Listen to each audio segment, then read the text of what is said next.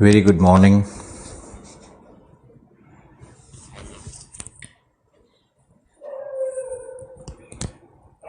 मोहित, रवि, वेद प्रकाश, जितेंद्र, शशिकांत, वर्मा,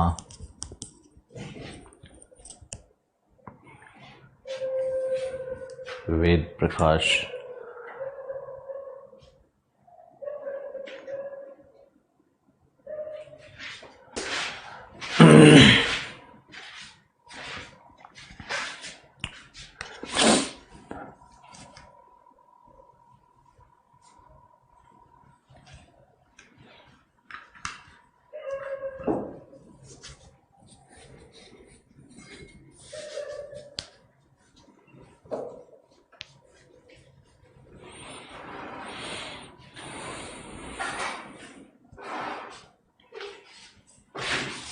थोड़ा 1-2 minute wait कर लेते हैं।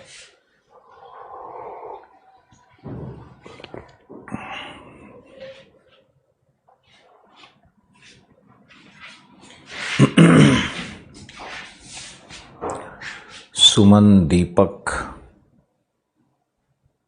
युवराज, वसीम, मुरादाबादी,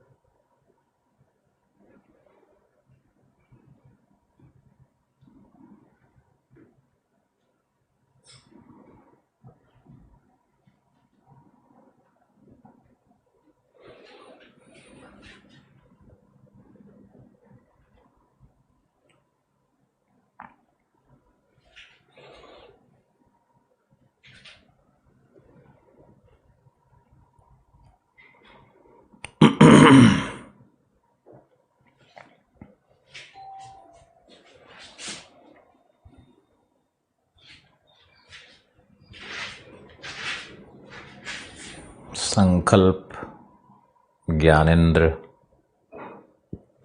आनंद, प्रशांत,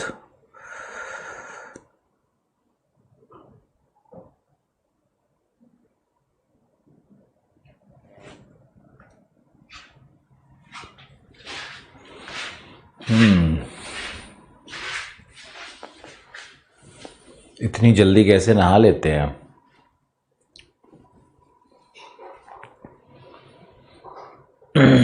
चलो, लेट्स बिगिन।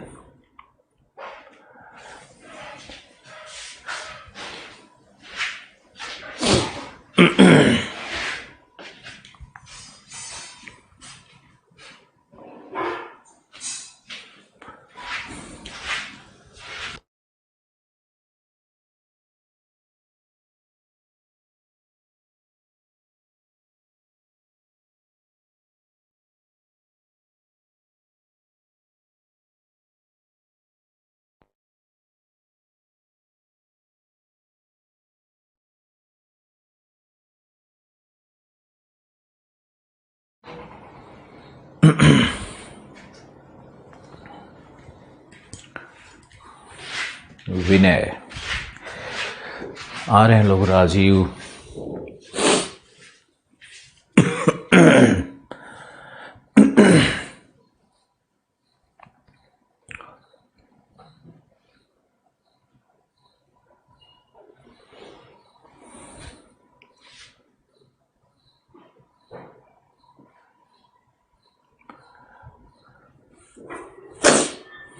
भूआकृति विज्ञान में कल मैंने परिभाषा और classification of landform, first order, second order, third order, यही करवाया था ना। अब आज एक टॉपिक लेते हैं, शुरू करते हैं। सबसे पहले कॉन्सेप्ट बिल्डिंग करना होगा। भूआकृति विज्ञान में कॉन्सेप्ट बिल्डिंग करना बहुत ज़रूरी है और बहुत सारी बेसिक चीज़ों को, एलिमेंट्री चीज़ों को समझना होगा। एनसीईआरटी अगर आपने नहीं पढ़ा है तब भी कोई बात नहीं है, लेकिन अगर एनसीईआरटी आपने पढ़ा होता तो शायद अच्छी बात भी होती। और एनसीईआरटी जो न्यू एनसीईआरटी है उसमें बिग बैंग थ्योरी से शुरू करता है, सोलर सिस्टम पे जाता है, फिर अर्थ इंटीरियर पे जाता है। तो अगर ये सेक्शन आपने एक छोटा सा रीडिंग किया हुआ है तो आपके लिए इफेक्टिव होगा, आपके लिए अच्छा होगा। और क्लास 6, 7, 8, 9 एनसीईआरटीज में भी कुछ न कुछ फिजिकल ज्योग्राफी पे दिया हुआ है। खैर, मेरा एजम्पशन है कि आपने नहीं पढ़ा है और हम लोग शुरू करेंगे टॉपिक को जियोलॉजिकल टाइम स्केल से। जियोलॉजिकल टाइम स्केल,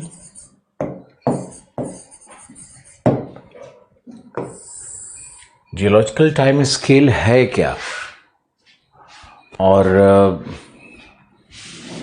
इस टाइम स्केल का महत्व क्या है, इसका निर्माण कैसे किया गया, इसका उद्देश्य क्या है, किन तथ्यों का प्रतिनिधित्व करता है, ये सब सीखना है। फिर टाइम स्केल है, एक तरह का कैलेंडर है, ये पृथ्वी के भूगर्भिक इतिहास का कैलेंडर है ये। तो उस भूगर्भिक इतिहास के कैलेंडर में कैसे डिवीजन ऑफ टाइम किया गया है, काल का विभाजन कैसे है, ये सब सीखना होगा। और काल के विभाजन के साथ ही आप ये भी सीखोगे कि किस काल में, किस पीरियड ऑफ टाइम में कौन से पर्वत का निर्माण हुआ, कहाँ पर महासागर बन गए, कॉन्टिनेंटल ड्रिफ्ट कब हुआ, तो बैसाल्टिक लावा प्लेट्यू का निर्माण कैसे हुआ, भ्रंश घाटियाँ कैसे बन गई, जीवों की उत्पत्ति कैसे हुई, और क्लाइमेट चेंज कब कब हुआ, आइस एज कब आया, वार्म एज कब आया, तो ये क्लाइमेटिक साइकिल कैसे पृथ्वी पर कार्य कर रही है। तो ये बहुत इंफॉर्मेटिव टॉपिक होता है, ये बहुत ही सूचना युक्त और तथ्यात्मक होता है। तो इस टॉपिक को अगर आप ग्रैब करते हो, अगर आप पढ़ लेते हो, अगर आप याद रखते हो, तो ये निश्चित है कि आने वाले भूगोल में, चाहे इंडियन ज्योग्राफी हो, चाहे फिजिकल ज्योग्राफी हो, पूरा ही क्लाइमेट में भी काम आएगा, चाहे इन्वायरमेंटल ज्योग्राफी हो, या इवन ह्यूमन ज्योग्राफी के कुछ सर्टेन पार्ट्स में, मिनरल वाले पार्ट में, इकोनॉमिक वाले पार्ट में इसका यूज़ किया जाता है। तो आप लोग टाइम स्केल को पहले सीखो, और टाइम स्केल में पृथ्वी की उत्पत्ति और बिग बैंग थ्योरी को भी पढ़ा जाना चाहिए वैसे तो, लेकिन आईएएस के मेंस के लिए वो उचित नहीं है। पीटी में उसका उद्देश्य हो सकता है। तो जो भी लोग ज्योग्राफी से पीटी की तैयारी करते हैं उनको टाइम स्केल को थोड़ा और डिटेल्ड पढ़ना चाहिए, थोड़ा और गहराई से पढ़ना चाहिए। और टाइम स्केल अब तो इंटरनेट पे भी उपलब्ध है, एनसीईआरटी में भी उपलब्ध है। कुछ 2-3 शब्दावली का अंतर आता है हमारे वाले में और सविंदर सिंह वाले में, 1-2 शब्द का अंतर आता है, लेकिन कोई बात नहीं है, वो हमने कहीं से अच्छा ही ढूंढ करके आपके लिए आपको देना होगा, इसलिए लाया होगा मैंने। सविंदर सिंह मेरे पास भी है और उनका टाइम स्केल मैंने देखा हुआ है, पुराना है थोड़ा, उसमें नवीनता की आवश्यकता है।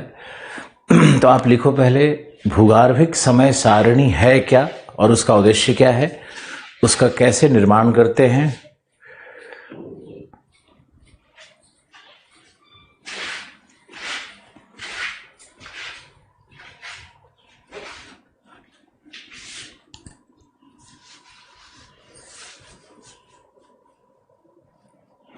लिखो, भूगर्भिक समय सारणी का अर्थ है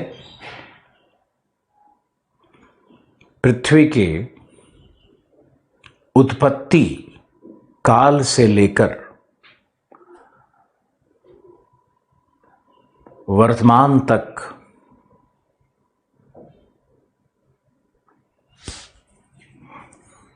पृथ्वी के उत्पत्ति काल से लेकर वर्तमान तक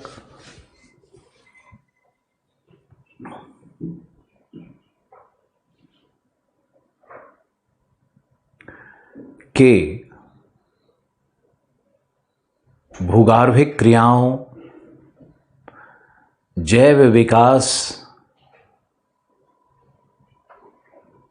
की दशाओं, जलवायु परिवर्तन एवं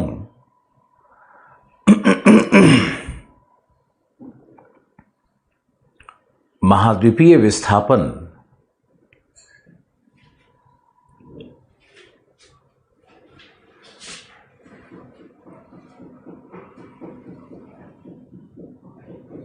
जैसी महत्वपूर्ण परिघटनाओं या घटनाओं, इवेंट्स के परिप्रेक्ष्य में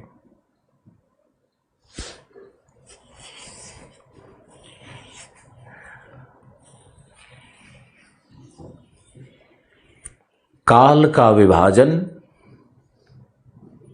एवं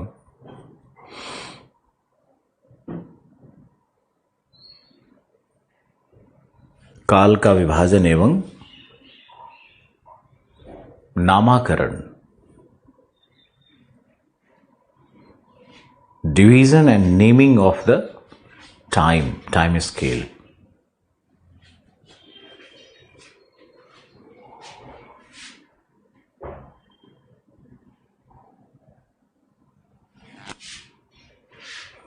फिर लिखो, then write.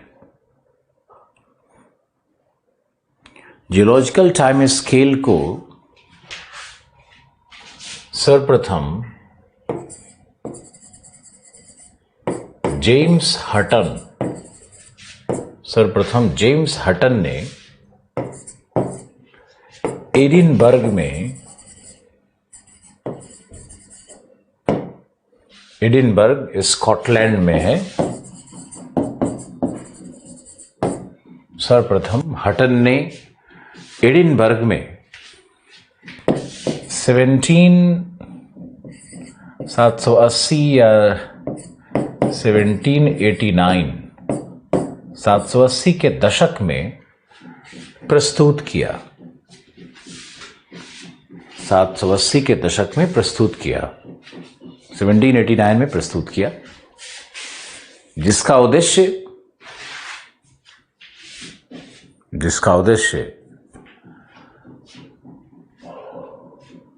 पृथ्वी के महत्वपूर्ण भूगार्भिक एवं जैविक परिघटनाओं का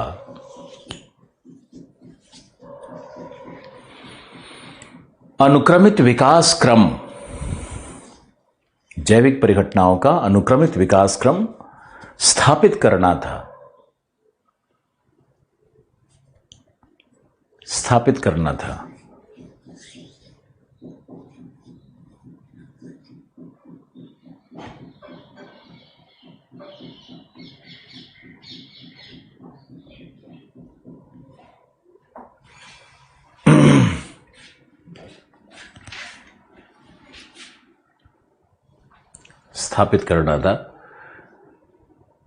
फिर लिखो,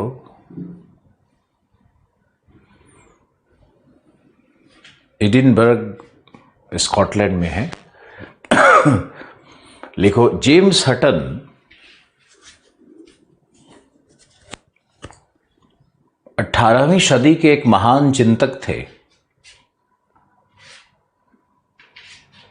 जिनका सिद्धांत यूनिफॉर्मिटेरियनिज्म कहलाता है।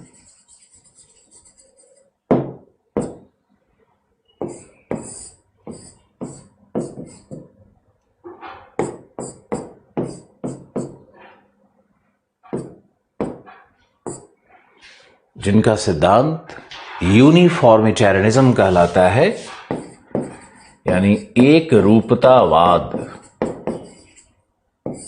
रूपतावाद इनके सिद्धांत का नाम है। एक रूपतावाद यूपीएससी में आने वाला है, और यूपीएससी आपको मालूम है कि अब डायरेक्ट प्रश्न ना पूछ करके वो सिलेबस के अंदर छुपे हुए जो एलिमेंट्स होते हैं उससे प्रश्न पूछती है।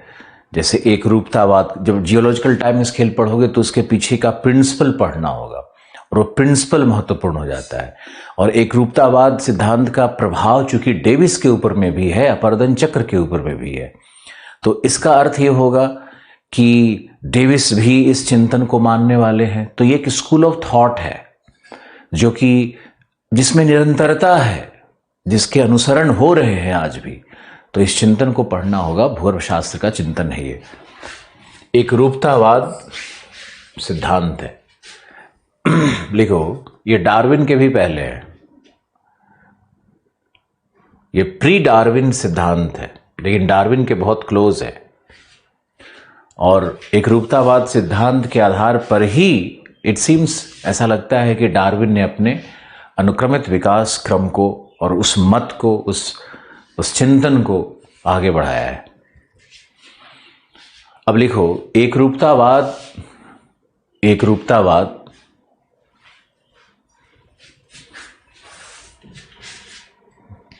एकरूपतावाद में 3 प्रिंसिपल्स हैं।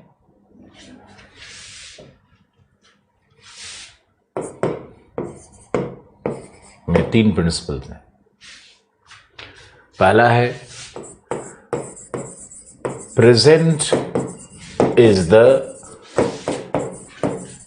की टू द पास्ट। वर्तमान ही भूत की कुंजी है। लिखिए, वर्तमान ही भूत की कुंजी है। एकरूपतावाद का मूल मंत्र यही है। अर्थ क्या है इसका? वर्तमान ही भूत की कुंजी है, यानी वर्तमान में देख करके आप मेरे पास्ट का ज्ञान कर सकते हो। यानी अगर आज नदियां उच्च ढाल पर तीव्र अपरदन कर रही है, तो पास्ट में भी यही की होंगी। या अरावली के जो मोनेटनॉक्स दिखते हैं, जो उसके रिमेनेंट्स दिखते हैं, अवशेष दिखते हैं, उन अवशेषों को देखने से ये स्पष्ट होता है कि ये बैथोलिथ हैं, और batholith is the core of the mountain. तो ये निश्चित रूप से फोल्ड माउंटेन की एक श्रृंखला रही होगी जो कि हिमालय की तरह थी, है ना। यानी वर्तमान में देख करके आप भूत का अंदाजा लगा सकते हो। और भूत अगर पास्ट के विषय में जानना हो तो वर्तमान में अध्ययन करो, और वर्तमान से पता चल जाएगा कि पास्ट में क्या हुआ होगा। ये एक रूपतावाद है। यहां पे एक रूपतावाद का अर्थ क्या हुआ? एक रूप कौन है? क्रियाएं।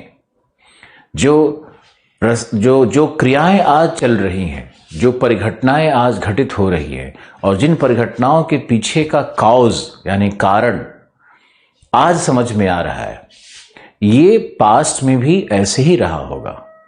तो एकरूपतावाद प्रिंसिपल के कारण ही इसका एप्लीकेशन देखो तो डार्विन ने कैसे देखा कि मानव है तो मानव में ये लक्षण हैं, जैविक लक्षण इस तरह के हैं, बायोलॉजिकल अभिलक्षण देखे उसने। तो जो बायोलॉजिकल एट्रीब्यूट्स थे ह्यूमन के फिजिकल फीचर्स थे, उसके आधार पर उन्होंने चिंपैंजी और चिंपैंजी से पीछे जाकर के एक कंक्लूजन ड्रॉ कर लिया। तो ये एकरूपतावाद ही है। अब एकरूपतावाद में दूसरा सिद्धांत है कि there is no wastage of the beginning, there is no wastage of the beginning nor prospect of an and.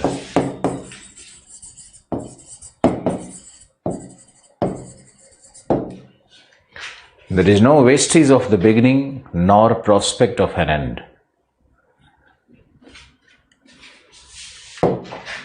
मतलब ये देखो कि there is no vestige of the beginning, ना तो हिंदी में लिखो, ना तो आदि का चिन्ह है, न तो आदि का चिन्ह है और न अंत की संभावना। न तो आदि का चिन्ह है, न अंत की संभावना।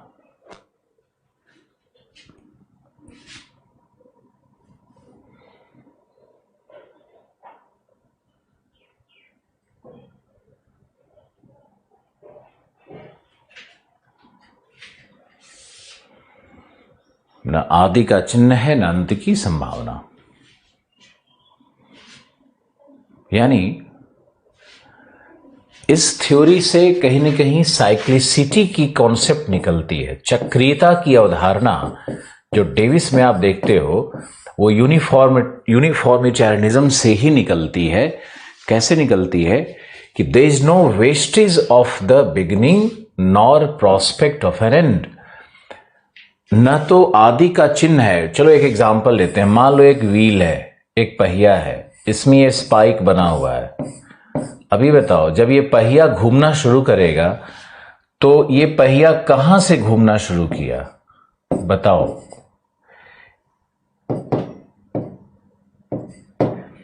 ये कौन सा स्पाइक घूम रहा है? सबसे पहले कहां से शुरू हुआ? मालूम नहीं।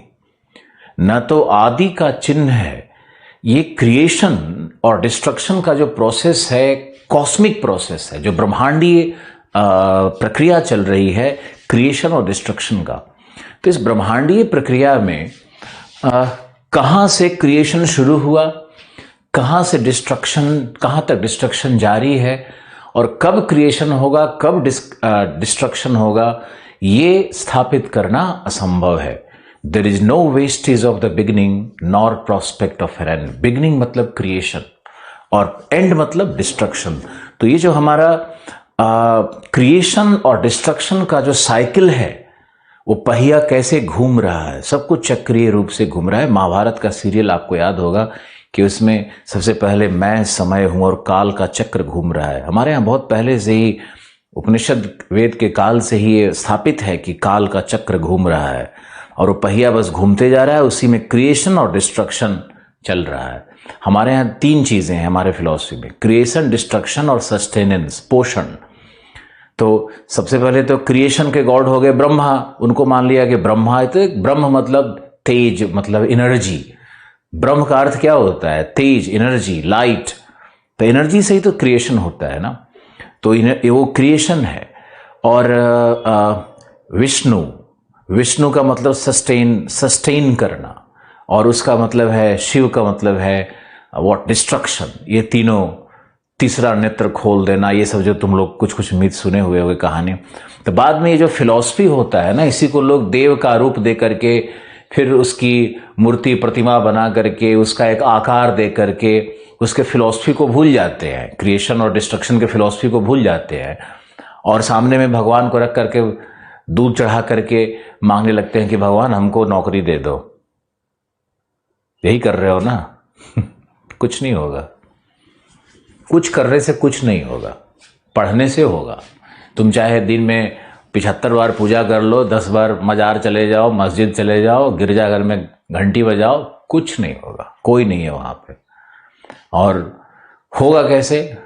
3 दोस्तों का ग्रुप बनाओगे, तीनों ईमानदारी से पढ़ोगे, तीनों एक दूसरे को कोऑपरेट करोगे, ईमानदारी से शेयरिंग करोगे, एक दूसरे के प्रगति के लिए काम करने लगोगे कि आज मुझे उसका इकॉनमी अच्छा पढ़ा देना है, उसका कमजोर है। तो होता क्या है कि जब तुम उसको इकॉनमी पढ़ाने जाओगे और उसका कमजोर है तो तुम मजबूत बनते हो। जबकि हम लोग क्या करते हैं, या मैंने जो लोगों को देखा है क्या करते हुए, कि वो छुपाते हैं चीज़ों को और अपना पढ़ा हुआ अपने पास रख करके उसको कहीं सोफे के नीचे, बक्से के नीचे घुसा करके नोट्स रखे हुए हैं। ज्ञान बांटोगे तो बढ़ेगा। इसलिए ग्रुप बना करके ग्रुप डायनामिक्स में ही पढ़ने की कोशिश करो। There is no wastage of the time of the beginning nor prospect of an end। यह है हमारी चक्रीयता की अवधारणा। न तो आदि का चिन्ह है, न अंत की संभावना। कुछ भी अंत नहीं हो रहा है, किसी भी चीज का कोई एंड नहीं होता है। गीता में फिलॉसफी क्या है कि हम मरते थोड़े ही हैं, हमारा वस्त्र बदलता है। शरीराणि वस्त्राणि करके है ना। तो शरीराणि वस्त्राणि में उसका अर्थ ही निकलता है कि हमारा जो बॉडी है, ये जो मिट्टी का है, ये तो यहीं रह जाएगा, और इसमें जो प्राण तत्व है, जो एनर्जी का फॉर्म है, जो इसको सस्टेन कर रहा है, वो एनर्जी फिर निकल करके कॉस्मिक एनर्जी में विलीन हो जाएगा, ब्रह्म में, तेज में चला जाएगा।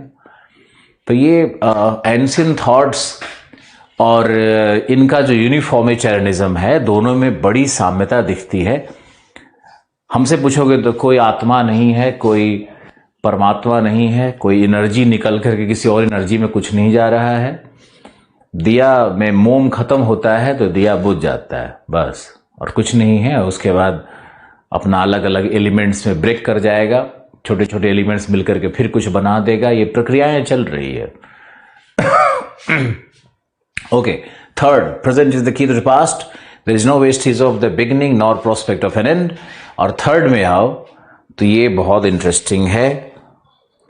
इसमें है कि इसमें है the physical,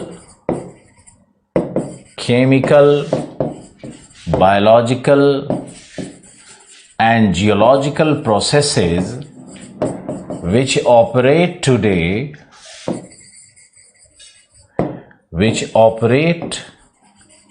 today have operated in the geological past, have operated in the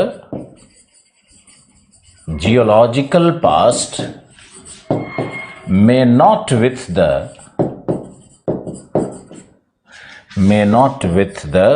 same intensity and magnitude.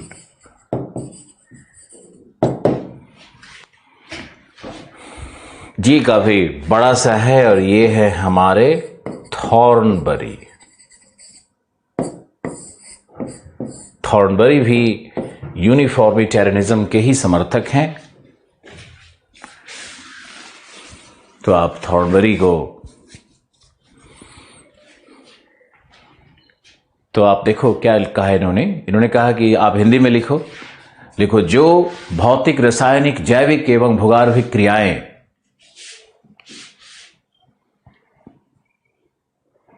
भौतिक, रासायनिक, जैविक एवं भूगर्भिक क्रियाएं वर्तमान में कार्यरत हैं। वर्तमान में कार्यरत है।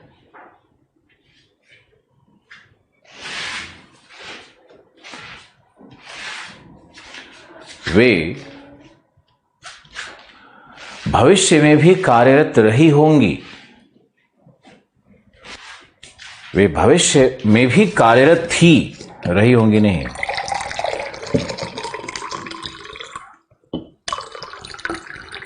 भविष्य में भी कार्यरत रही। May not with the same intensity और एंड मैग्नीट्यूड, परंतु उनके कार्य के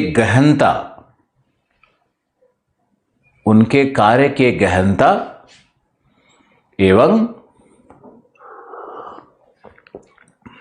परिमाण में अंतर हो सकता है।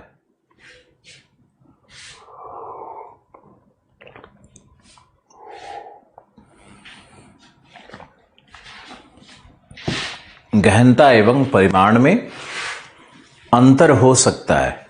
तो आप देखो कि कितना अद्भुत लाइन है ये। और to me it's a very reverberating idea, a very scintillating idea. मुझे ऐसा सोच करके बड़ा अच्छा लगता है थॉर्नबरी के बारे में। कितने बात वही है जो 1 में है, जो 2 में है, उसी का एक कॉन्कॉमिटेंट है, उसी का एक्सटेंशन है, उसी का विस्तार है। और उसी विस्तार में देखो क्या कह रहा है कि जो रासायनिक, भौतिक, जैविक, भूगर्भिक क्रियाएं आज कार्य कर रही हैं, वो पास्ट में भी वही काम करती थी। यही यूनिफॉर्मिटेरियनिज्म है, यही एक रूपतावाद है। जो क्रियाएं आज है वही पास्ट में भी थी। एक रूपता है कार्यों की, क्रियाओं की। और एक एग्जांपल से समझाते हैं तुमको। जैसे मान लो कि आज H2+O क्या बनता है, बताओ। H2+O, कितना डिफिकल्ट क्वेश्चन पूछा गया है।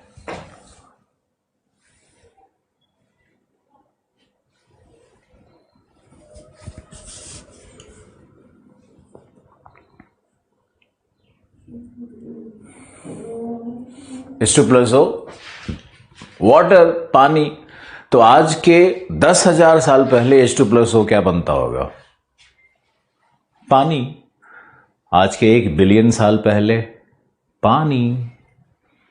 14 बिलियन साल पहले पानी। आने वाले 14 बिलियन साल के बाद भी H2+O क्या बनाएगा? पानी। तो ये बताओ, जो केमिकल प्रोसेस है, जो फिजिकल प्रोसेस है, ये सब क्या है, ये यूनिफॉर्म है या नहीं, उसका जो इंटेंसिटी है, उसका कार्यदर बदल सकता है, उसकी गहनता बदल सकती है, उसका परिमाण, आयाम, ये सब बदल सकता है, उसका rate of work, scale of work, ये सब चेंज हो सकता है। लेकिन जो मूल प्रक्रिया है, जो प्रक्रियाएं जो होती हैं, वो कभी बदलती नहीं है। इसी पर मुझे एक गीता का एक फिलॉसफी और याद आ गया। गीता वो पड़ोस नहीं, गीता मतलब जो ग्रंथ है हमारा, तो ये भारत का, क्योंकि ये जब टेक्स्ट लिखे गए थे तो कोई धर्म नहीं था इस दुनिया में। तो ये टेक्स्ट में आप देखो तो जो गीता में लिखा हुआ है, संचरितमेव करके एक श्लोक है। इसका मतलब है, उससे पूछा है कि अर्जुन ने पूछा है कृष्ण से कि आप हैं कौन, मतलब आप में कौन कौन रूप है आपका, आदमी दिख रहे हो यार, तुम्हारा भी नाक मुंह आंख कान तो है, तुम कौन हो। तो बोला कि मैं तो भौतिक रूप हूं, लेकिन वो जिसकी बात तुम कर रहे हो ना, वो सिर्फ एक प्रक्रिया है, संचरितमेव, वो संचरण है। जैसे मान लो कहता है कि वो प्रोसेस है, जैसे H2+O तुम अगर मिलाओगे तो मिलेगा, तो जल तो नहीं बना दोगे ना, लेकिन H2+O को जोड़ करके जो उस केमिकल रिएक्शन को पैदा करके और जल का निर्माण कर रहा है, वो संचरण मैं हूं। वो संचरण मतलब विच परमिएट्स इनटू एवरीथिंग, जो हर चीज में प्रवेश है, वो मैं हूं, जो कण कण में व्हाटएवर। अभी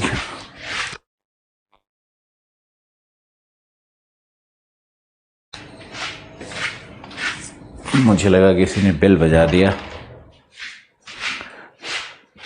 तो आप देखोगे तो ये जो फिलॉसफीज है ना, ये हम बस ये कोशिश कर रहे हैं आपको बताने की कि always you have to be proud Indian, कि जो भी फिलॉसफीज 17th 18th सेंचुरी में आए दुनिया में और उसका इतना प्रचार प्रसार हुआ, वो बहुत सारे फिलोसॉफिकल ट्रेंड हैं, वो हमारे उपनिषद में मिलते हैं। लेकिन उपनिषद में कहीं ये नहीं है कि मैं भगवान हूं, मेरी पूजा करो, मेरे से डरो, तुम ये नहीं करोगे तो नरक में जाओगे, ये करोगे तो स्वर्ग में जाओ, कुछ नहीं है, एक अक्षर नहीं है, न कोई स्वर्ग नरक, कुछ जिक्र ही नहीं है। ये सब तो बाद में सब पुराण में आकर के, और जब ये ब्राह्मणिज्म का प्रभाव भारत में बढ़ने लगा, कास्ट और ये सब चीजें आने लगी, तो एक तंत्र विकसित हो गया, उसके बाद इन चीजों का क्रिएशन हुआ है। खैर, तो ये हमारा यूनिफॉर्मिटेरियनिज्म है, और यूनिफॉर्मिटेरियनिज्म में तो डेविस वाले अपर्दन चक्र में फिर से हम लोग बात करेंगे और डिटेल बात करेंगे। तो जियोलॉजिकल टाइम स्केल के पीछे का चिंतन क्या है, यूनिफॉर्मिटेरियनिज्म, और यूनिफॉर्मिटेरियनिज्म का अर्थ क्या है, uniformity in terms of what, in terms of the natural laws. जो प्राकृतिक नियम है, वो प्राकृतिक नियम में यूनिफॉर्मिटी होती है, उसमें एक रूपता होती है। प्राकृतिक नियम कभी बदले नहीं जा सकते हैं। प्रकृति में जो नियम है, उनका खोज कौन करता है, उनका खोज करता है साइंटिस्ट करता है। साइंस उस नियम को डिस्कवर कर रहा है। किसी धर्म ग्रंथ व लिखने वाले को थोड़ी पता था कि H2+O से जल बनता है, जल और वायु का कनेक्शन है, ये तो किसी को नहीं पता था। उसको तो अलग अलग एलिमेंट माना गया, तो जल तो वही था, पता चला कि H2+O ही जल है। और तुम देखोगे कि ह्यूमंस कौन है, आज टाइम स्केल में पढ़ाएंगे तुमको कि ह्यूमंस कौन है, हम लोग कौन है। तो पहले के मत में भगवान जी बना करके हम लोग को भेज दिए, तो हम लोग का क्रिएशन गॉड करता है। ये सब बकवास बहुत तुमको मिलेगा, और इसी बिलीव में 90% लोग जी भी रहे हैं। सत्य क्या है, जो कि साइंस ने निकाला है, कि कैसे जल में रासायनिक संश्लेषण से कैल्शियम, पोटेशियम, सोडियम और नाइट्रोजन और कार्बन, इनके मिलने से कैसे केमिकल रिएक्शन हुआ और कैसे प्लाज्मा जैसा कुछ लिक्विड फॉर्म हो गया। जैसे तुम देखते हो पानी में कुछ पिघला हुआ प्लाज्मा को डाल दो तो प्लाज्मा ऐसे ऐसे शेक करते रहता है अंदर में बैठ करके। वैसे ही समुद्र के छिछले समुद्र में पहले वो प्लाज्मा जैसा कुछ कुछ द्रव्य, जीव द्रव्य बना है, जो कि बेसिकली केमिकल रिएक्शन से बनते बनते उसमें बायोकेमिकल ट्रांसफॉर्मेशन होते चला गया, है ना। है क्या बायोकेमिकल, यार केमिकल से तो बायोकेमिकल सब बनता है, और क्या है। तो सब कुछ के मूल में तो हाइड्रोजन है, ये तो आपको पता होगा ना, मूल में हाइड्रोजन है, हाइड्रोजन से ही सूर्य, हाइड्रोजन से ही लोहा, हाइड्रोजन से ही एल्गी, सबके मूल में हाइड्रोजन है, वो एलिमेंट तो हाइड्रोजन है। और उसके भी हम लोग पीछे जाके अब तो गॉड्स पार्टिकल और पता नहीं क्या क्या हम लोग देख चुके हैं। तो साइंस में बिलीव करो, साइंस को समझो, और जो हम लोग के चारों तरफ सोशल स्फेयर में जो सब चलते रहती हैं चीज़ें, उसका रिस्पेक्ट करो, उसको कुछ बोलना नहीं, उसके अगेंस्ट मारेंगे लोग तुमको, लेकिन अंदर से तुमको फील करना होगा कि रियलिटी क्या है लाइफ का और हम कौन है। तो ये देखते हैं लोग आध्यात्मिक शिक्षकों का पुस्तक पढ़ते रहते हैं कि मैं कौन हूँ, तो उसमें वही आत्मा परमात्मा चल रहा है। रशियन साइंटिस्ट ने प्रूव कर दिया है कि कोई आत्मा नहीं है। और यहाँ पे अगर हिट करोगे तो ये जो है ना मगज कॉन्शसनेस, तो ये कोई सब कॉन्शसनेस भी इंसान में नहीं होता है, वो सब चेतन अचेतन जड़ ये सब जो चीज़ें हैं उसके, ये चिंतन जैसा ज़्यादा है, फिलॉसफी ज़्यादा है इसमें। खैर, let's come out of it.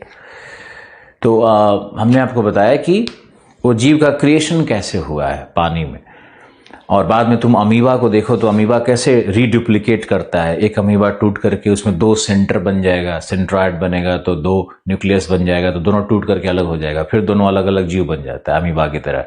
तो वैसे ही जीवों का विकास हुआ है डार्विन के अनुसार, अनुक्रमित विकास है। अब प्रक्रियाएं तो वही है, वही प्रक्रियाएं आज भी चल रही हैं, और महासागर में तुम जाओगे तो प्रक्रिया दिख रही है, सब दिखता है होते हुए। आज भी जीवों का विकास हो रहा है, लेकिन चूंकि इतना लंबे पीरियड में होता है, तुम सोचो कि लगभग 4 बिलियन साल समय लग गया जीव के विकास होने में, 4 बिलियन साल। तो कुछ लोग मूर्ख लोग आर्गुमेंट करते हैं कि अगर ऐसे होता था तो आज क्यों नहीं हो रहा है। अबे तू 4 बिलियन साल जिंदा तो रह, हो जाएगा ना। आपको क्या लगता है कि इंसान जैसा भी हम दिख रहे हैं ऐसे ही दिखेंगे? बिल्कुल नहीं, इवोल्यूशन का प्रोसेस जारी है, और आने वाले समय में इंसान ऐसा नहीं दिखेगा। इंसान में भी बहुत सारी चेंजेस आ रहे हैं। हमारे पूर्वज ऐसे नहीं दिखते थे जैसे हम लोग दिखते हैं। आज के 4000 साल पहले जो नॉर्डिक रेस था, जो आर्यन रेस जिसको कहते हो, उसका कद काठी और बोन और सब कुछ कैसा था, उसका जो मिलता है स्केलेटन, उससे पता चलता है ना। या जो ड्राई प्लायोपिथेकस थे, जो प्लायोपिथेकस थे, जो होमो हैबिलिस थे, जो निएंडरथल्स थे, जो व्हाइट पीपुल है निएंडरथल्स, इन लोगों का रेस का जो पुराना मिलता है स्ट्रक्चर सब। हाथी का है तो मैमोथ देखो, तो निएंडरथल का तो 7-8 फीट का शरीर मिलता है, इतना पावरफुल सब था। सब देखो चेंज हो रहा है। अब यूरोप जाओगे तो वहां पे छोटे छोटे नाटे गोरे मुटल्ले लोग घूम रहे हैं चारों तरफ, चेंज हो रहा है सब कुछ।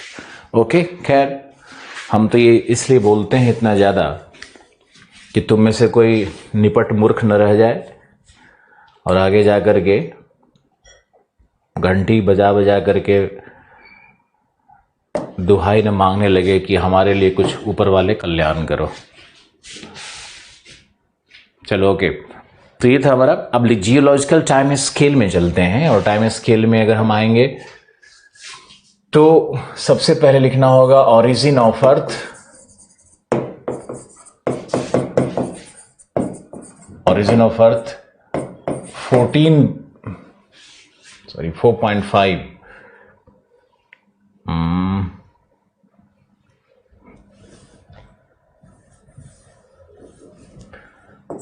4.5 billion years, origin of earth. Time scale यहीं से शुरू होता है, और सबसे पहले होता है, सबसे बड़ा जो टाइम का डिवीजन है वो है एओन। एओन के बाद होता है एरा, एरा के बाद होता है सब एरा, सब एरा के बाद होता है पीरियड, नहीं रुको, सब एरा के बाद होता है इपॉक, इपॉक के अंदर होता है पीरियड, पीरियड के अंदर होता है क्रोन। ये है जियोलॉजिकल टाइम का डिवीजन। तो टाइम का डिवीजन करो, सबसे बड़ा डिवीजन होगा एओन। जब पृथ्वी की उत्पत्ति 4.5 बिलियन से वर्तमान तक का एक कैलेंडर बनाना है हम लोगों को। जब हम लोग कैलेंडर बनाएंगे तो एओन को, पूरे कैलेंडर को दो भागों में बांट देंगे। पहला होगा प्री कैम्ब्रियन और दूसरा होगा फेनेरोजोइक। प्री कैम्ब्रियन और फेनेरोजोइक। एओन क्या है? टाइम का सबसे बड़ा डिवीजन है। The largest division of time is aeon. और एओन को फिर हम लोग एरा में बांटते हैं। जैसे प्री कैम्ब्रियन को फिर हम लोग एरा में बांट देंगे, ये फिर हम लोग एरा में बांट देंगे। फेनेरोजोइक को हम लोग एरा में बांटेंगे तो हो जाएगा पैलियोजोइक। इस तरह से डिवीजन हो जाता है। मेसोजोइक, कैनोजोइक, इस तरह से फेनेरोजोइक का डिवीजन हो जाएगा। वैसे ही प्री कैम्ब्रियन का भी डिवीजन हो जाएगा, जो आपको अभी हम बताने वाले हैं, आप लिखोगे भी। फिर मान लो कि एरा है तो एरा को भी सब एरा में बांटा जाता है। जैसे पैलियोजोइक को कर देंगे अपर पैलियोजोइक, लोअर पैलियोजोइक। फिर सब एरा के बाद इपोक आ जाएगा, तो इसके बाद फिर इसमें इपोक,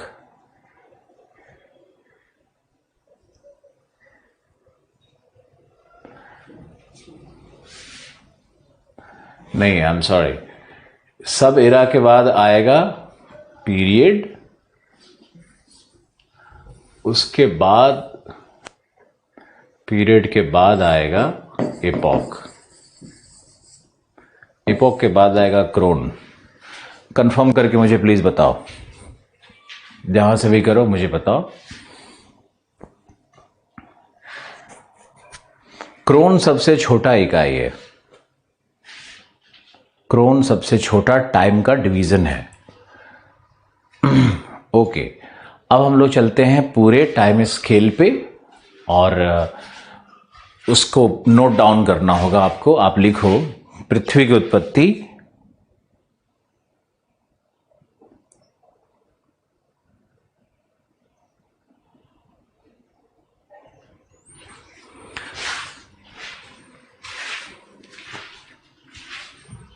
अच्छा, एक छात्र लिख रहा है सुरजीत कि हिंदी में भी लिख दिया करिए।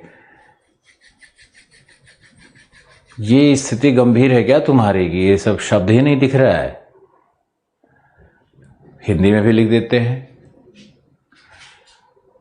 अब लिखा तो है वर्तमान, देखो वर्तमान लिखा है।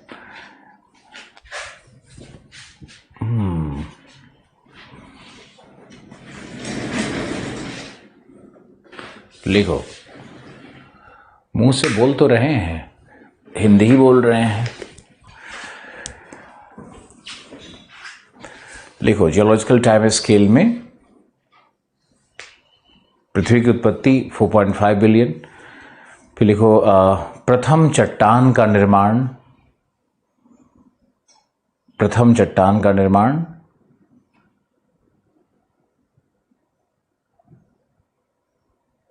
3.8 बिलियन वर्ष पूर्व।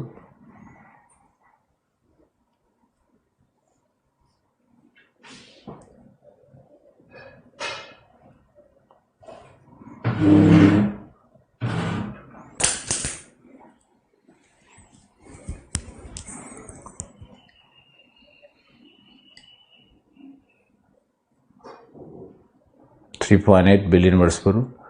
फिर लिखो भूपर्पटी का निर्माण 3.5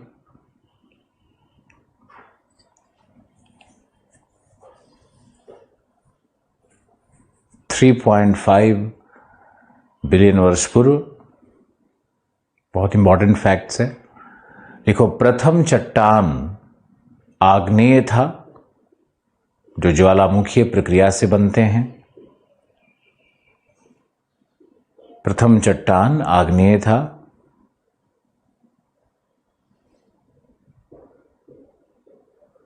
जो ज्वालामुखीय प्रक्रिया से बनते हैं।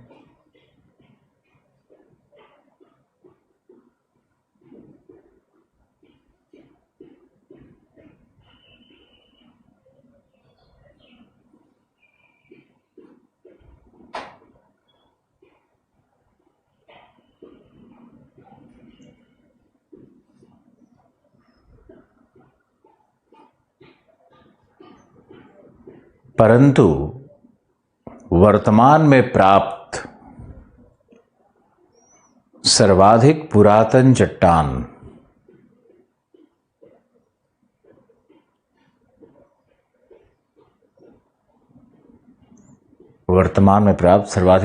चट्टान अवसादी समूह के होते हैं।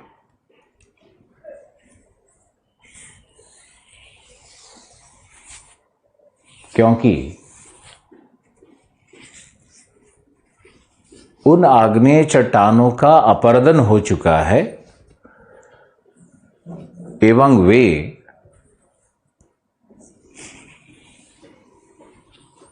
अवसादी चट्टानों से आवरित हैं।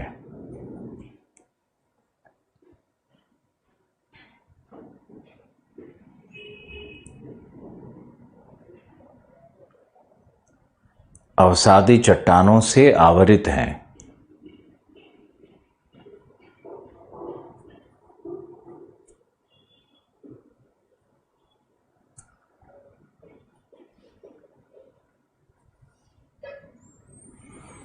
नेक्स्ट,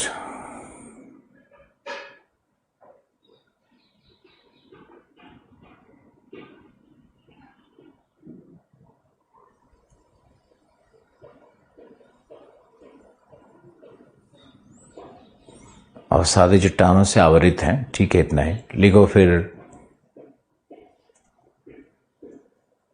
प्री कैम्ब्रियन नीचे आकर के लिखो। एक चार्ट बना देते हैं, रुको, चार्ट से ज्यादा मदद मिलेगी। प्री कैम्ब्रियन, सबसे पहले हम लोग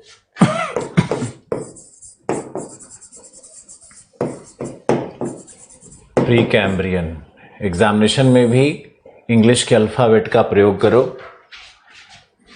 जहां भी टेक्निकल शब्द हो। यूपीएससी के गाइडलाइन में है, बीपीएससी के गाइडलाइन में है। तो सबसे पहला है प्री कैम्ब्रियन। यहां ऊपर में लाइन आएगा 4.5 बिलियन ईयर्स, जो पृथ्वी की उत्पत्ति है, यहां से हमारा टाइम स्केल शुरू होता है। और प्री कैम्ब्रियन का डिवीजन होगा एजोइक,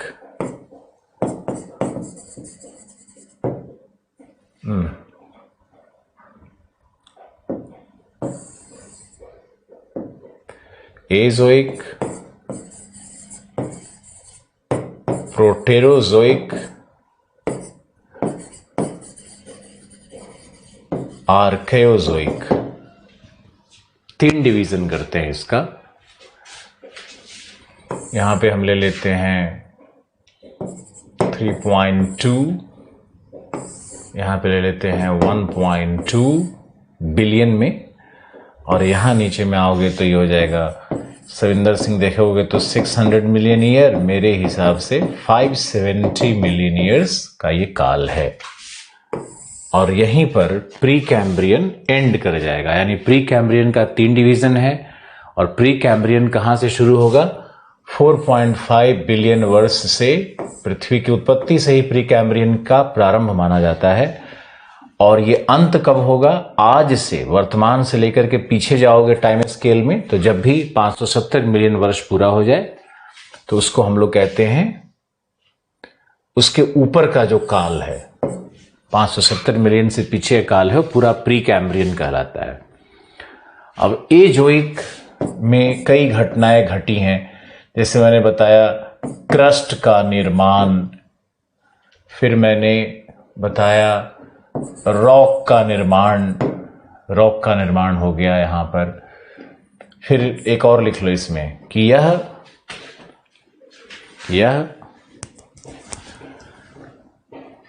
द ग्रेट टेक्टोवल्कैनिक एज, महान विवर्तनिक ज्वालामुखीय काल युग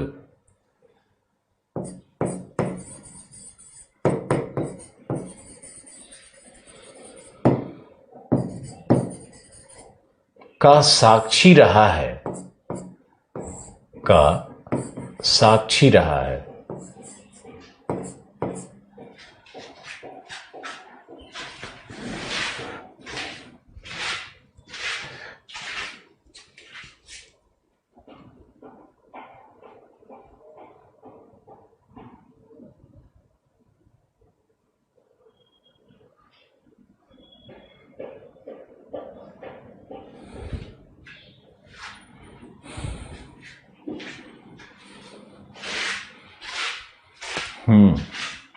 ये जो शब्दावली है ना, इसको हिंदी में क्या लिखोगे? एजोइक या लिखोगे अजीवी? चलो एक बार डिस्कशन कर लेते हैं। मुझे हिंदी पता है इसका, ये है कैम्ब्रियन पूर्व। अब कैम्ब्रियन पूर्व लिख तो दिया, लेकिन क्या यूपीएससी कैम्ब्रियन पूर्व पूछेगी? यूपीएससी के किसी भी कहीं भी कैम्ब्रियन पूर्व शब्द का प्रयोग नहीं मिलेगा। आपको जाकर के मिलेगा प्री कैम्ब्रियन ही लिखा हुआ मिलेगा, उसी को देवनागरी में प्री कैम्ब्रियन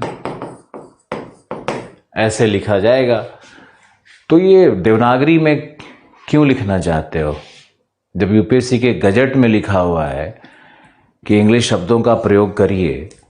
तो ये तुम क्या इलाहाबाद और दिल्ली के कोचिंग वाले जो टीचर हैं उनकी बात सुननी है तो उन्हीं की सुनो, हमारे से क्या फिर मतलब तुम्हारा बनता है किसी का भी। अच्छा सुरजीत सिंह ठाकुर, तुम्हारे लिए मैंने नहीं कहा कि ये कोई और होगा स्टूडेंट जिसको तकलीफ हो गई होगी। इंस्टीड ऑफ सीखने के या कोशिश करने के सीधे टीचर पे थोप देता है सब, फिर कहेगा कि हिंदी मीडियम का भाग्य, हिंदी मीडियम में ये बिना अंग्रेजी क्वालिफाई किया इसे भी कुछ नहीं होना है। सब पता ही है तुम लोग को। 5 बार वीडियो देखना है, 5 बार देखिए। एजोइक का मतलब, ए मतलब क्या होता है? ए मतलब विदाउट, जोइक मतलब लाइफ, यानी यहां पर जीवों का विकास नहीं हुआ है, यह अजीवी दशा है, अजीवी दशा है, ये एजोइक है। और एजोइक में ये सब 3.5 बिलियन ईयर्स। अब देखो इसमें जो एजोइक है, इस एजोइक का मतलब है विदाउट लाइफ, यानी पृथ्वी पर कोई भी जीव उत्पन्न नहीं हुआ है। इसमें मैंने आपको लिखवाया क्रस्ट की उत्पत्ति कब हुई, रॉक सिस्टम की उत्पत्ति कब हुई, सबसे पुराना रॉक सिस्टम कौन सा होगा, और अब आपको लिखवाते हैं टेक्टोवल्कैनिक एज क्या था, विवर्तनिक ज्वालामुखीय काल क्या है एजोइक पीरियड में। लिखो, पृथ्वी प्रारंभिक दशा में सूर्य की भांति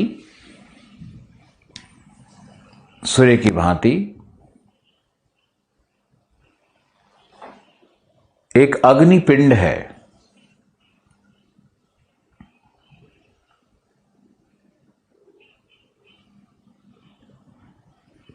एक अग्निपिंड है।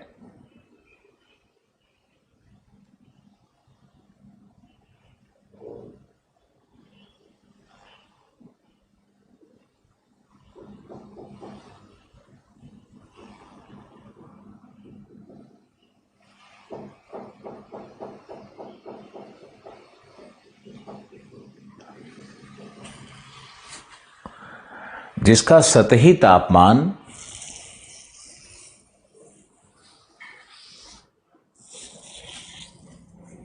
6000 डिग्री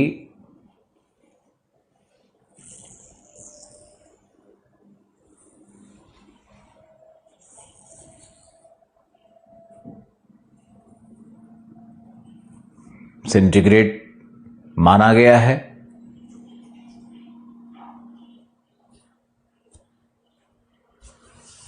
कालांतर में पृथ्वी के शीतलन होने पर, कालांतर में पृथ्वी के शीतलन होने पर ठंडा होने पर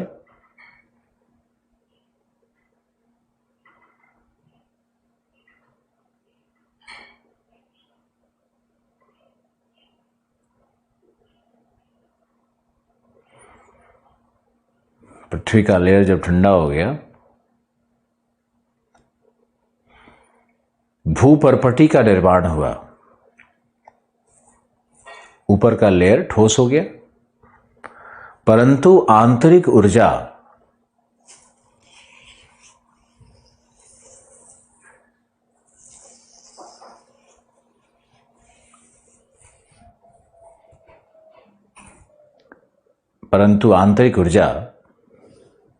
विशाल मात्रा में व्याप्त थी। इस कारण से, या लिख लो, ऊर्जा के संवहन से,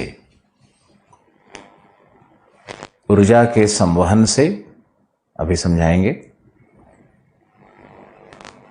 भूपर्पटी पर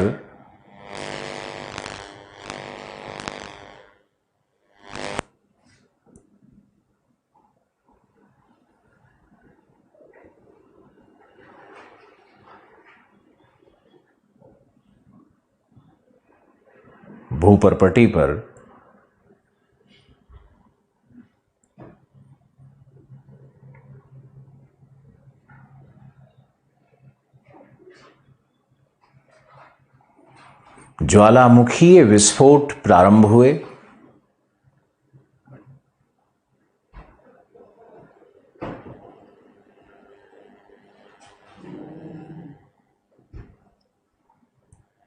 ज्वालामुखीय विस्फोट प्रारंभ हुए, जिससे गैस, जलवाष्प, मैग्मा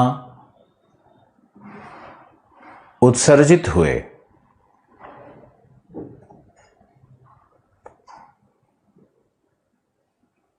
इन्हीं गैसों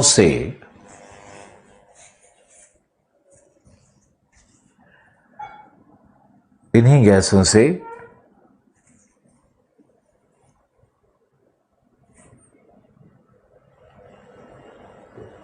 पृथ्वी के वायुमंडल का निर्माण हुआ।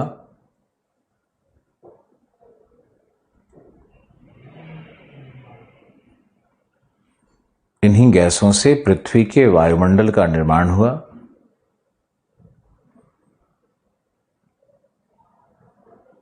तथा जलवाष्प के संघनन से बादल निर्मित हुए।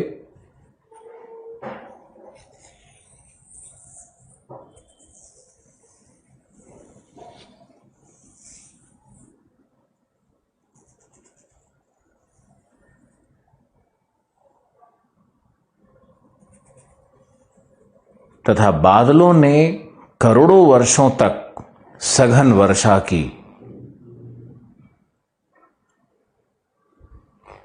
जिससे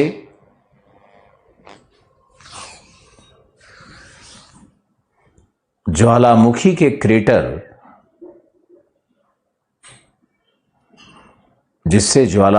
क्रेटर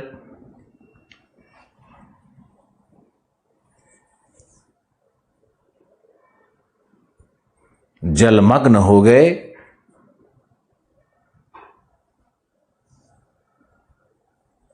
तथा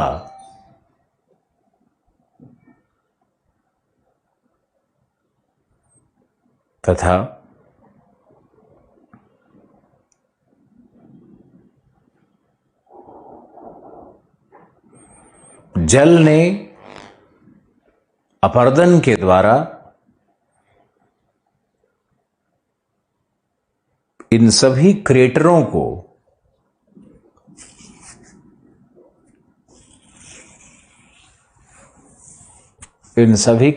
को जोड़ दिया,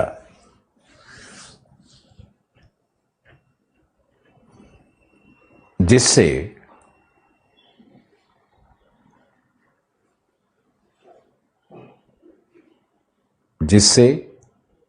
सभी क्रेटरों को जिससे महासागर का निर्माण हुआ।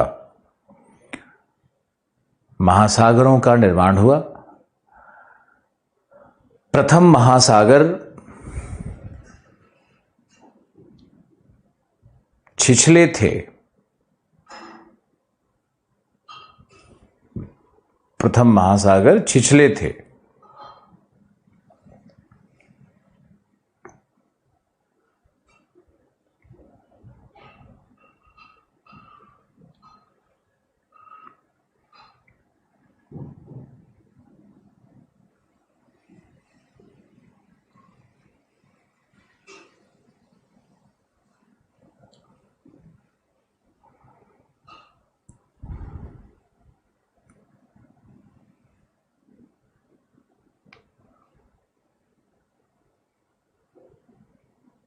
जिनमें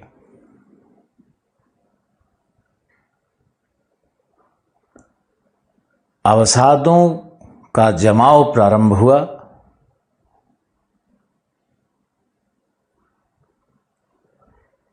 तथा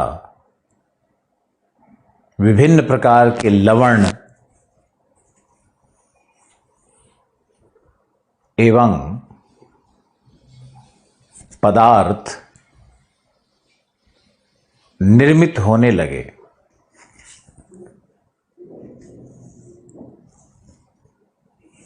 अब यहीं पे लिखो वायुमंडल का निर्माण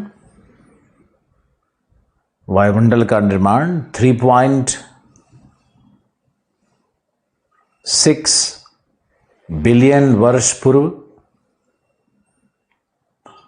महासागरों का निर्माण 3.4 बिलियन वर्ष पूर्व,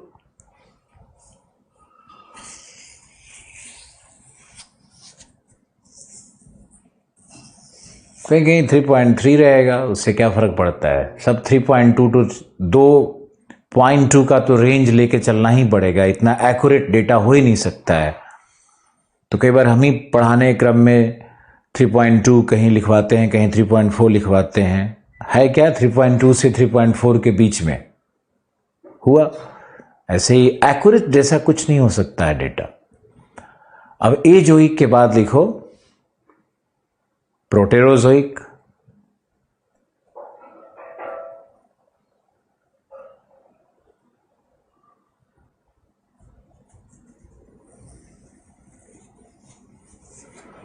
तो लिखो प्रोटेरोजोइक में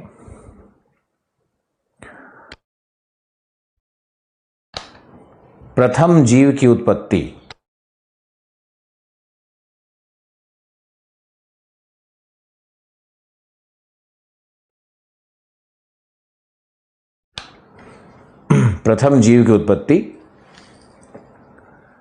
साइनोबैक्टीरियम शैवाल। तो लिखो इसकी उत्पत्ति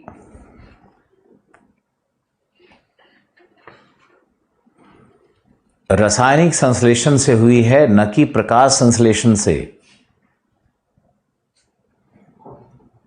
रासायनिक संश्लेषण से हुई है, न कि प्रकाश संश्लेषण से। जब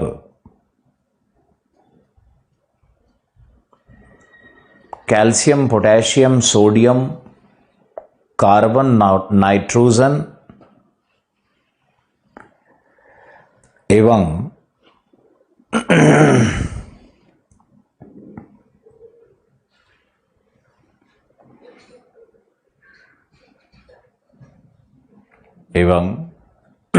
हाइड्रोजन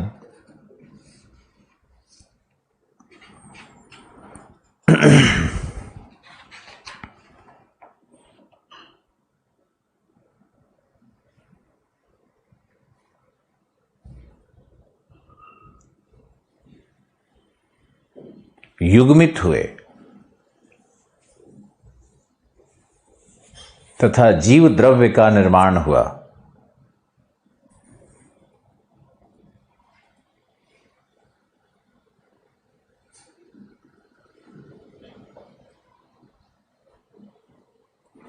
जीव द्रव्य का निर्माण हुआ।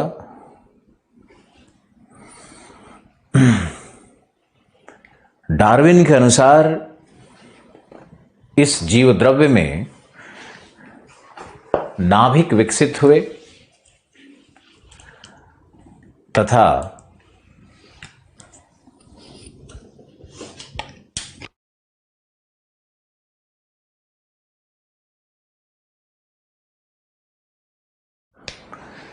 एक समयांतराल के पश्चात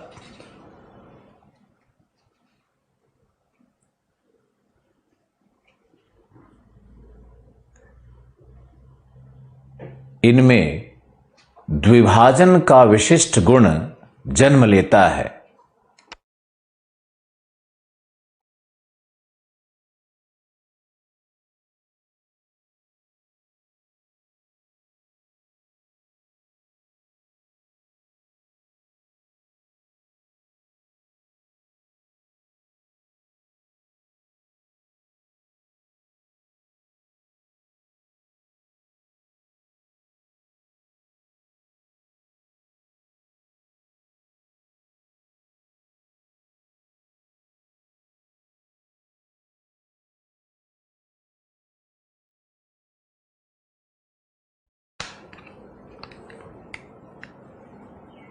विशिष्ट गुण जन्म लेता है जिससे जीवों का विकास क्रम प्रारंभ माना गया है।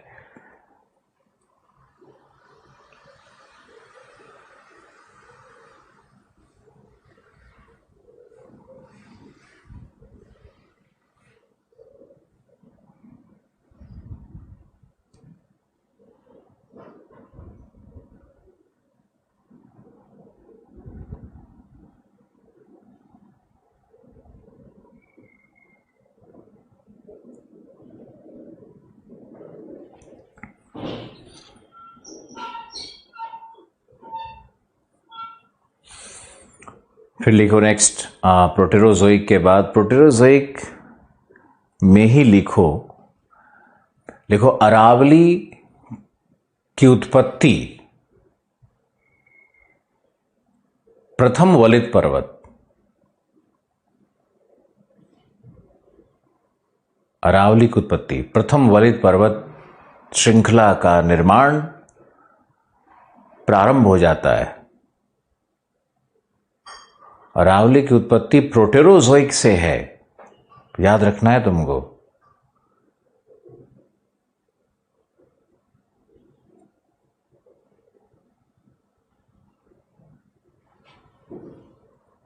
फिर लिखो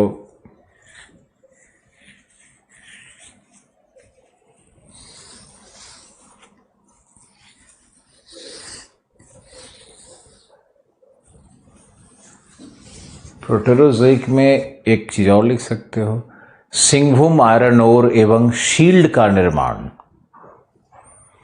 पूरी दुनिया में जितने भी शील्ड बने हैं वो सब mostly pre Cambrian Proterozoic Azoic काल के ही हैं। तो दुनिया में जितने भी शील्ड मिलते हैं, जैसे ब्राजीलियन शील्ड क्या है, कैसे बनेगा, बात करेंगे। तो शील्ड का निर्माण, ब्राजीलियन शील्ड और ये सब इसी काल में है, शील्ड का निर्माण शुरू हो गया है।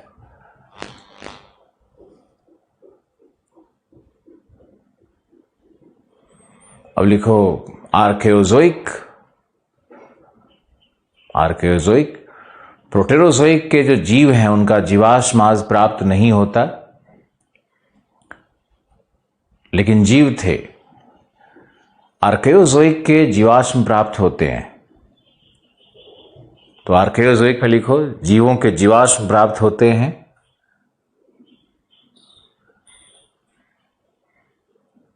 और अवसादी चट्टानों का निर्माण शील्ड के अपरदन से, ऐसा लिखो, शील्ड के अपरदन से अवसादी चट्टानों का निर्माण होता है।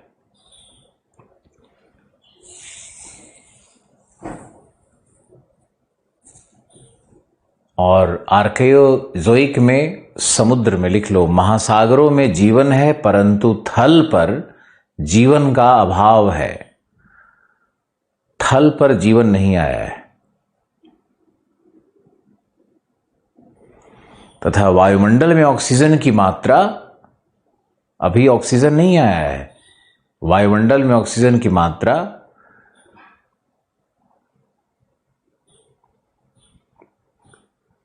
1% मानी गई है।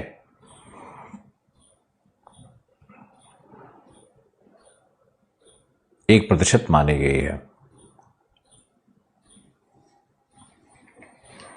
अब नाउ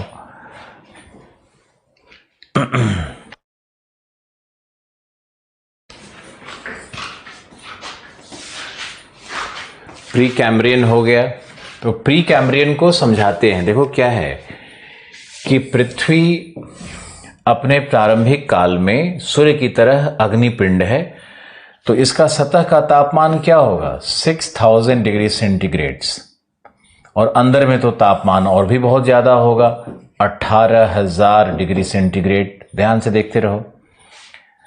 तो क्या होता है कि शीतलन शुरू होने के कारण जो ऊपर का गैसीय स्वरूप है पृथ्वी का, ये धीरे धीरे गैस प्लाज्मा में और फिर धीरे धीरे सेमी सॉलिड और फिर सॉलिड में कन्वर्ट कर जाते हैं। तो ये ऊपर का लेयर क्या होगा, ये ठोस हो जाएगा। इसी को हम लोग भूपर्पटी कह रहे हैं। यही क्रस्ट है, ये भूपर्पटी है। तो ये जो भूपर्पटी का निर्माण होता है,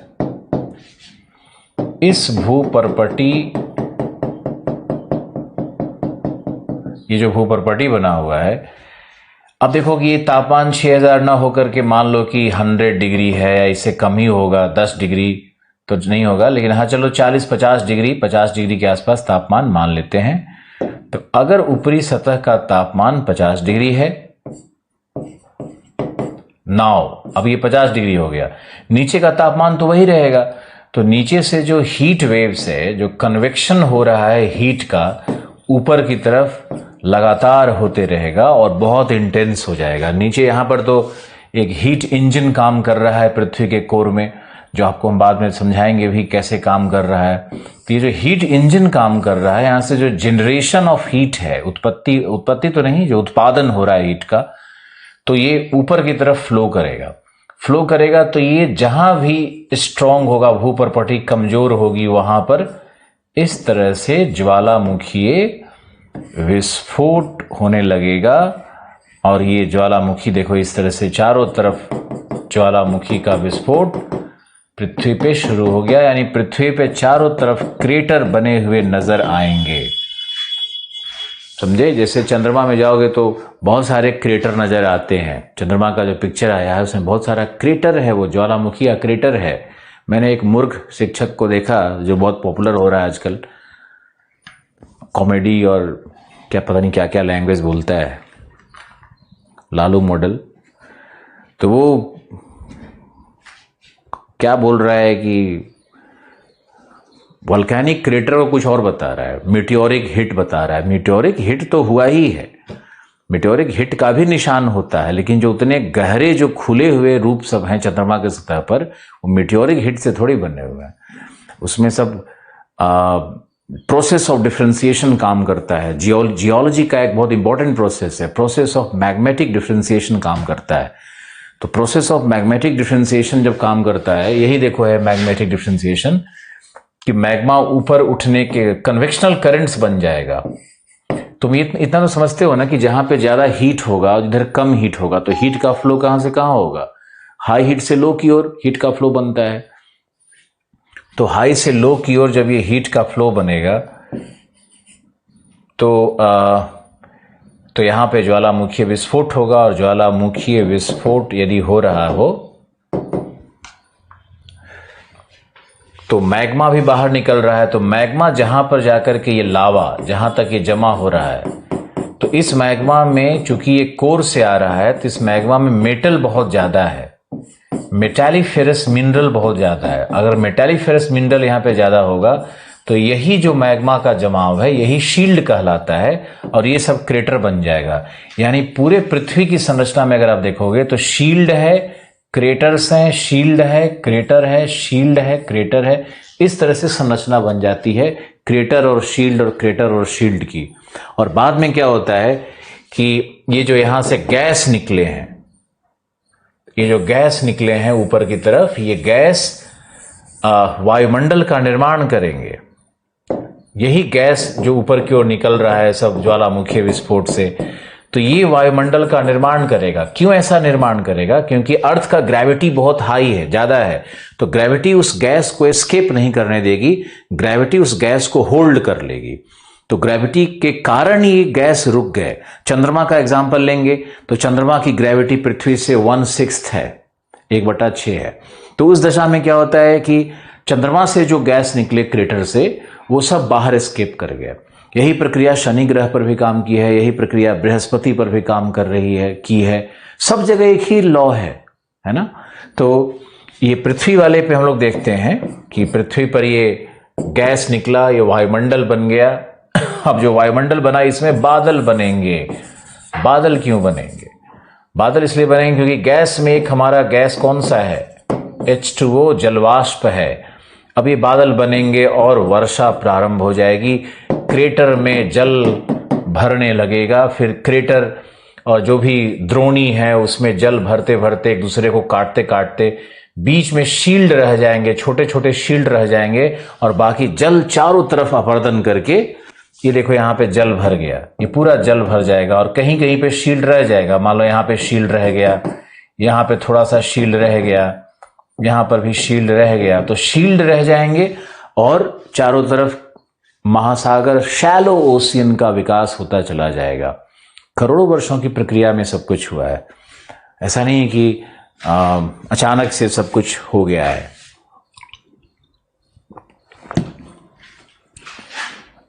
ओके, अब बताओ कितने लोगों ने वायुमंडल बनने की प्रक्रिया को, महासागर बनने की प्रक्रिया को, जीवों के विकास की प्रक्रिया को समझा? शील्ड क्या है? शील्ड में माइनिंग होगा, शील्ड में सबसे अधिक मेटालिफेरस मिनरल्स मिलते हैं। कहीं भी शील्ड अगर लिखा हुआ है, इसका मतलब है कि वहां पर बड़ी मात्रा में वॉट प्राप्त होगा, खनिज प्राप्त होगा।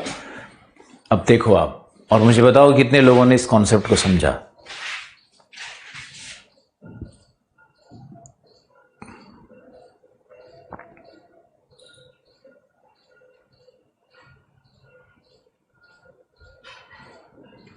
फर्स्ट जीव की उत्पत्ति आर्कियोजोइक में, वो आर्कियोजोइक में वो जीव हैं जिनका अवशेष मिलता है, मैंने आपको बताया बाद में सुरजीत। और एक्चुअली प्रथम जीव तो इसी में बना है, लेकिन प्रथम जीव का जो अवशेष मिलता है वो आज मिलता है यहीं पे।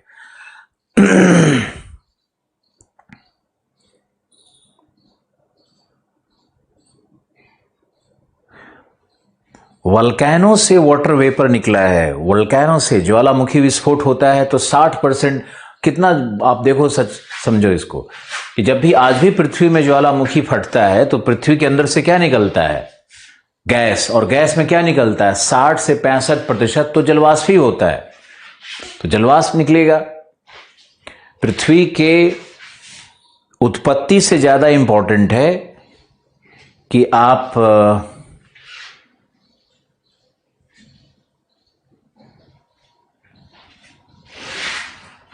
वायुमंडल के निर्माण और शील्ड के निर्माण और महासागरों के निर्माण और प्रथम जीव के निर्माण पर, जो मैंने बहुत ही संक्षिप्त में लेकिन कॉम्प्रिहेंसिवली, जिस समझ में आ जाए कि हुआ क्या है, जीवों के विकास की दशा और जीव द्रव्य कैसे बना है, अमीबा की तरह कैसे टूट करके अलग हुआ, प्रोटोजोअन्स है ना अमीबा।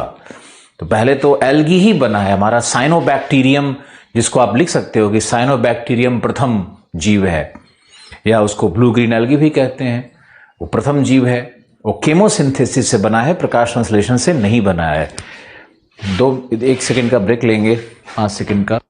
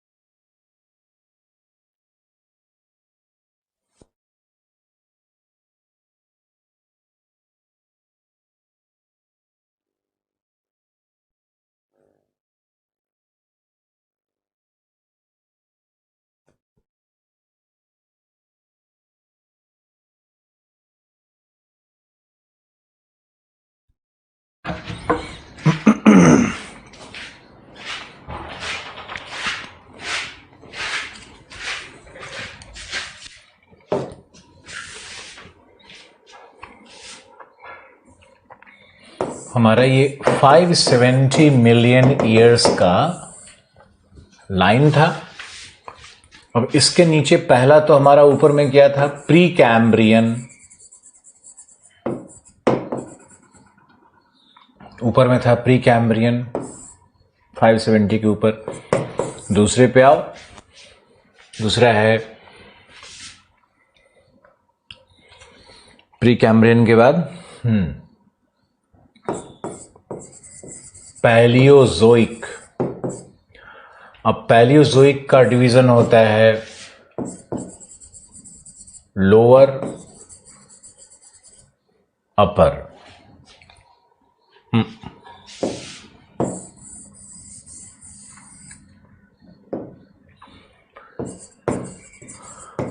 अपर पैलियोजोइक,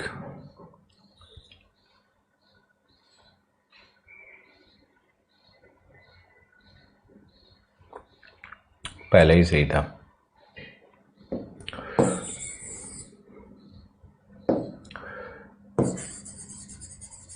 लोअर, अपर।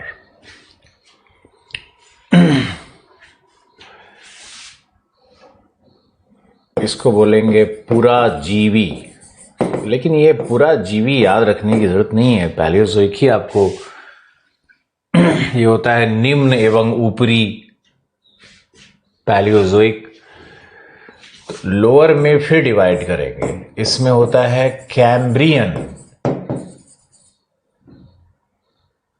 Cambrian, Ordovician, साइलूरियन। अब नाम है, इसको तो रटना ही पड़ेगा। आप जनवरी, फरवरी, मार्च, अप्रैल रटते हो ना, तो उसको तो जैसे जनवरी फरवरी है वैसे रटना पड़ेगा, कैलेंडर है। फिर है डेवोनियन, अपर में आओगे तो कार्बोनीफेरस और पर्मियन। कार्बोनीफेरस और पर्मियन, ये हमारा दूसरा डिवीजन है। तो ये था हमारा ऊपर में 570 मिलियन ईयर्स। तो आप सीधे ऐसे कर लो, 470, 420, 380, 320, 280, 220, सब मिलियन ईयर्स में है, सब मिलियन ईयर्स में है। तो ये हमारा हो जाएगा यहां पर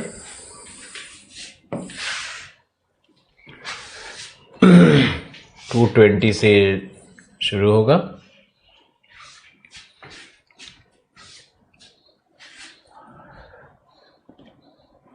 अब लिखो पैलियोजोइक,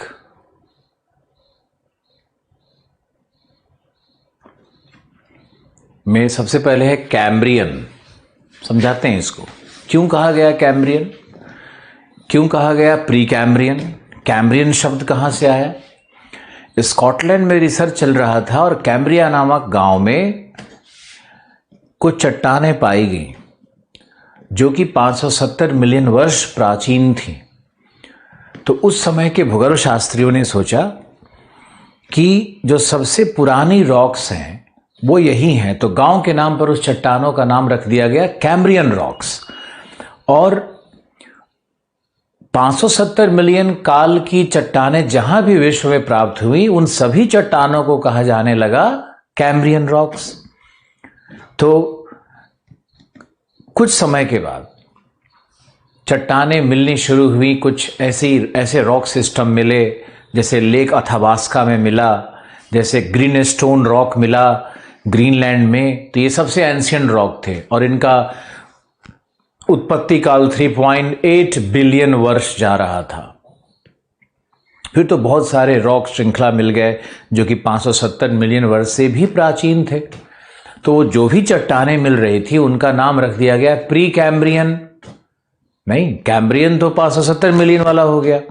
अब उससे जितनी पुरानी चट्टानें मिली सबको हमने कह दिया प्री कैम्ब्रियन चट्टानें, वो सब प्री कैम्ब्रियन रॉक हो गया। प्री कैम्ब्रियन में भी डिवीजन होगा, जैसे भारत में आओगे तो कैलेंडर अलग बन जाएगा, यहाँ द्रविडियन रॉक्स और आर्यन रॉक्स करके डिवाइड किया हुआ है, पुराना रॉक्स, इस तरह से मिलेगा डिवीजन।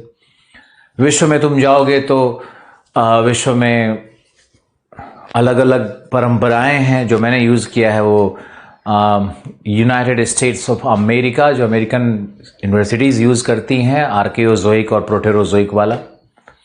एनसीईआरटी में एक दो शब्दावली अलग दिया हुआ है, वो यूके वाला है। तो कोई बात नहीं है, उससे कोई फर्क नहीं पड़ता। एनसीईआरटी में तो जो है वो आपके पास है ही।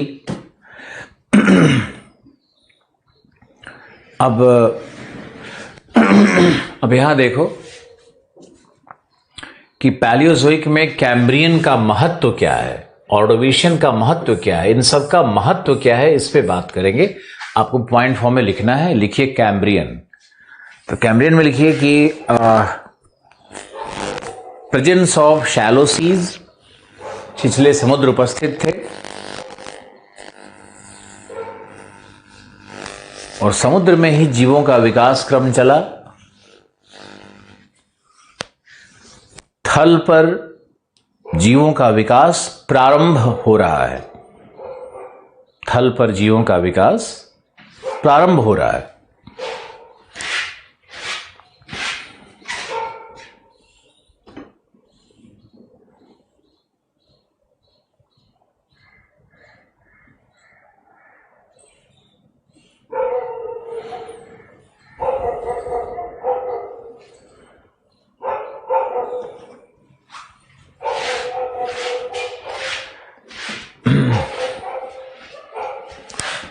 आपके प्रश्न देखे मैंने जो आपने पूछे हैं, उस पर भी उत्तर होगा, उत्तर दिया जाएगा।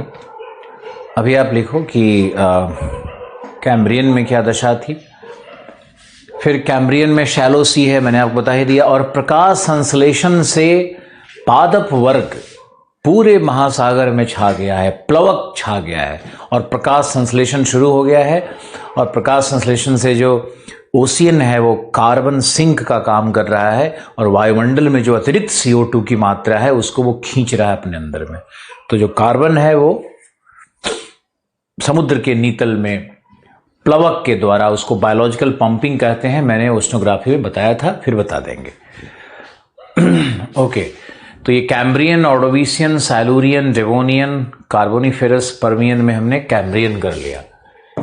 अब आइए ऑर्डोविशियन।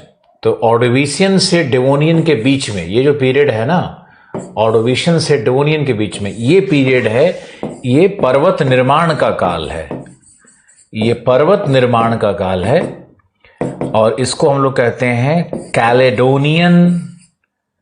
कैलेडोनियन, इसका कोई हिंदी नहीं होगा, कैलेडोनियन पर्वत निर्माण, CHALEDONIN, कैलेडोनियन पर्वत निर्माण का एक काल है। और इस पर्वत निर्माण के काल में जो पर्वतें बनी हैं वो हैं कॉलन माउंटेन्स, नॉर्वे में है, ग्रीनलैंड के पर्वत जो आपको दिख रहे हैं, new England range, new England range, colon, Greenland, new England range. New England range है न्यूयॉर्क के पास, कैटस्किल माउंटेन वहीं पर है, कैटस्किल माउंटेन। क्या है ना कि ज्योग्राफी में जब कुछ शब्दावली आने लगते हैं तभी छात्र विचलित होता है कि भाई क्यों ले लिया इसको। आगे बस कुछ समय की बात है, कुछ शब्दावलियों को सीखने का कोशिश करो, रटने की कोशिश करो। सब अंग्रेज और लैटिन भाषा के शब्द होते हैं तो थोड़ा डिफिकल्टी तो होता है। कॉलन mountain, Greenland mountains, New England range, Catskill range, ये सब कैलेडोनियन पर्वत हैं जो कि ब्राजीलियन हाईलैंड्स इसी में आएगा। ब्राजीलियन हाईलैंड्स, ब्राजीलियन हाईलैंड्स, ये सब कैलेडोनियन पर्वत हैं। अब यहां लिखो साइलूरियन, साइलूरियन को साइलूरियन में लिखो, यहां पे लिखो कि महासागर में अन्य जीवों की उत्पत्ति, oceans are bubbling with life. महासागर में अन्य जीवों की उत्पत्ति।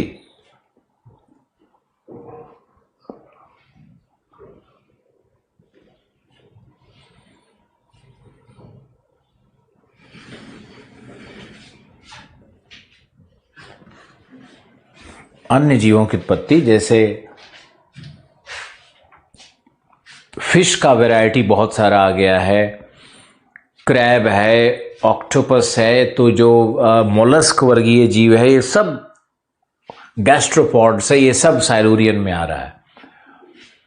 डेवोनियन में लिखो, डेवोनियन में भी कैलेडोनियन का जो उत्पत्ति है ना, कैलेडोनियन पर्वत की उत्पत्ति है वो खत्म होती है डेवोनियन में। इसके बाद कैलेडोनियन पर्वत का उत्थान बंद हो जाता है डेवोनियन में, लेकिन डेवोनियन को मेनली जाना जाएगा, इसको कहते हैं फिश एज। तो ये तुम्हारा फिश एज है, इसको याद रखो कि फिश एज है ये, डेवोनियन एक फिश एज है।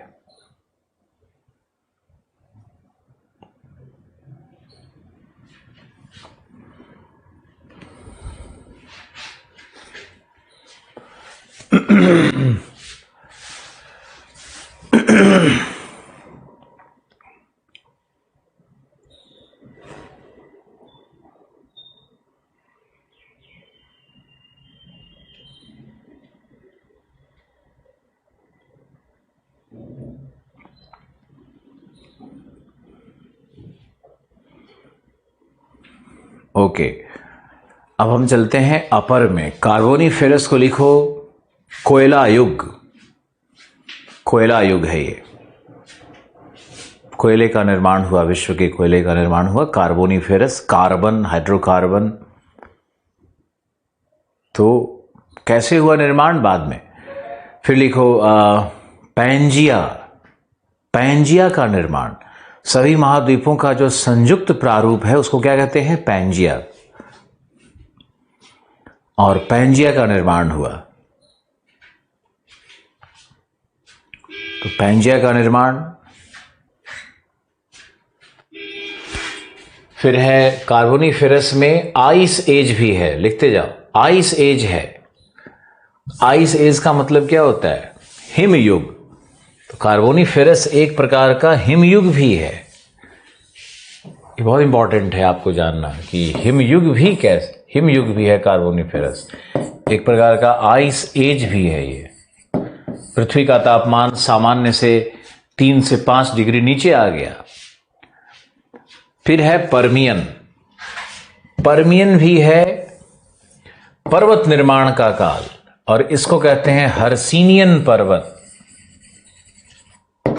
ये कहलाता है हर्सिनियन पर्वत, पर्वत निर्माण का काल है ये भी।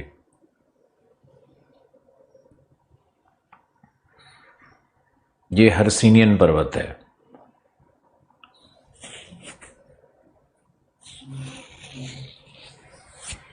और हर्सिनियन पर्वत का उदाहरण भी आपको बता दें तो आपने सुना होगा यूराल पर्वत का नाम, आपने सुना होगा ग्रेट डिवाइडिंग रेंज का नाम ऑस्ट्रेलिया में, आपने सुना होगा ड्रैंकिंसबर्ग, ड्रैंकिंसबर्ग ये साउथ अफ्रीका में है। तो कई उदाहरण इसके होंगे। आपने सुना होगा एपलेशियन पर्वत, एपलेशियन यूनाइटेड स्टेट्स में है, यूएस में है एपलेशियन पर्वत। तो ये सारे हर्सिनियन पर्वत के उदाहरण हैं। यानी हर्सिनियन पर्वत है 220 मिलियन वर्ष पूर्व का, और जो 320 से 420 मिलियन पूर्व का जो पर्वत है उसको हम लोग कैलेडोनियन कहते हैं। कैलेडोनियन पर्वत, हर्सिनियन पर्वत, अरावली क्या कहलाएगा, प्री कैम्ब्रियन, अरावली प्रोटेरोजोइक पर्वत है। तो पर्वत निर्माण का काल कैसे कैसे आ रहा है, ध्यान करो। पर्वत निर्माण का पहला काल क्या है, प्रोटेरोजोइक, अरावली। दूसरा काल क्या है, कैलेडोनियन। तीसरा हर्सिनियन। जैसे पर्वत निर्माण का काल है।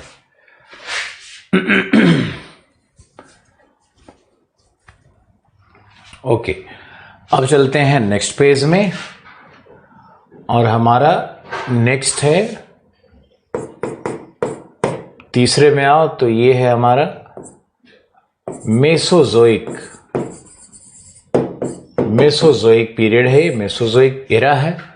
मेसोजोइक में सबसे पहले है ट्रियासिक, फिर है जुरासिक, फिर है क्रिटेशियस।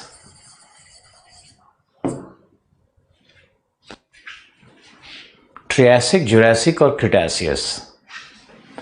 और यहां पर हम एक लाइन ले लेंगे 120 मिलियन ईयर्स का। ऊपर में हमारा डिवीजन था 220 मिलियन ईयर्स का।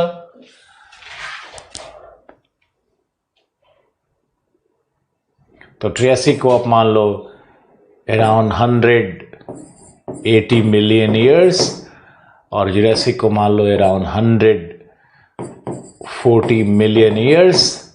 20 प्लस 20 माइनस सब चलता है, कुछ एक्यूरेसी जैसा कुछ नहीं होता है। ट्रियासिक में लिख लो यह है एज ऑफ कार्निवोर्स, मांसाहारी जीवों का काल है ये। एज ऑफ कार्निवोर्स, मांसाहारी जीवों का काल, ट्रियासिक कहते हैं उसको। जुरासिक है एज ऑफ डायनासोर, डायनासोरस का काल है ये। जुरासिक पार्क आपने फिल्म भी देखा होगा, तो जुरासिक पार्क फिल्म में क्या दिखाया था? जुरासिक काल एज ऑफ रेप्टाइल भी कहलाता है। तो आप लिखो सरीसृप, सरीसृप युग, एज ऑफ डायनासोर, सरीसृप युग।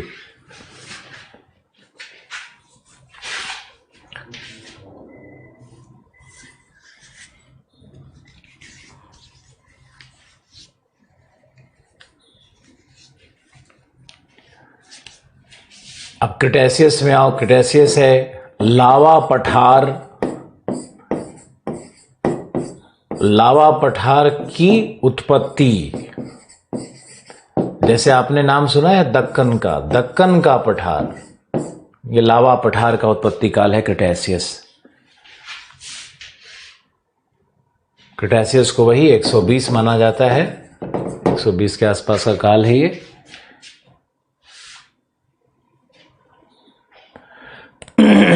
ओके, तो ये लावा, इसमें इथोपिया का पठार भी आएगा, इथोपिया का पठार भी आएगा, ईरान का पठार आएगा, इसमें अंतरिम पठार आएगा। अंतरिम पठार है नॉर्दर्न आयरलैंड में, नॉर्दर्न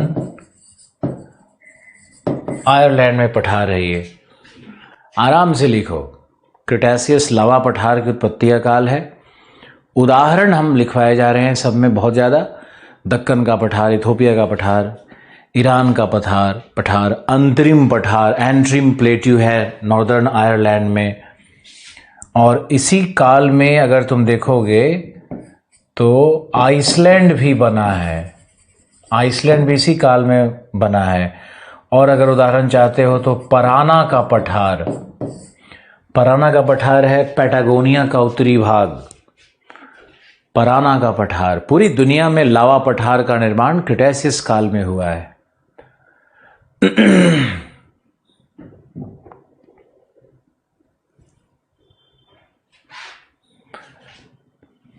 लिख लिया?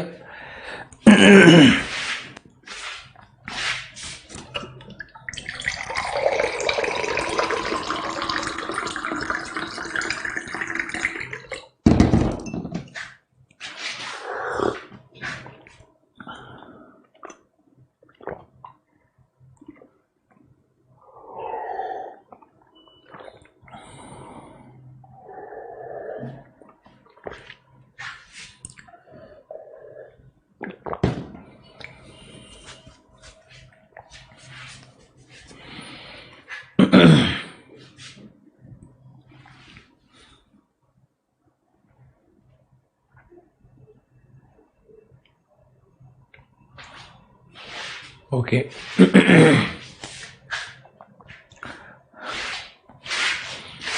प्रश्न ले लें आपका।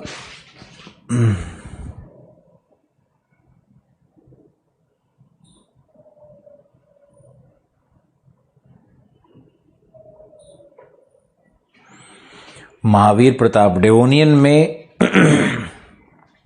कैलेडोनियन पर्वत का निर्माण क्यों बंद हो जाता है, बात करेंगे हम लोग आज। पर्वत निर्माण आप नहीं समझते हो, बहुत कुछ पढ़ना है हम लोगों को, धीरे धीरे करके प्रगति करेंगे।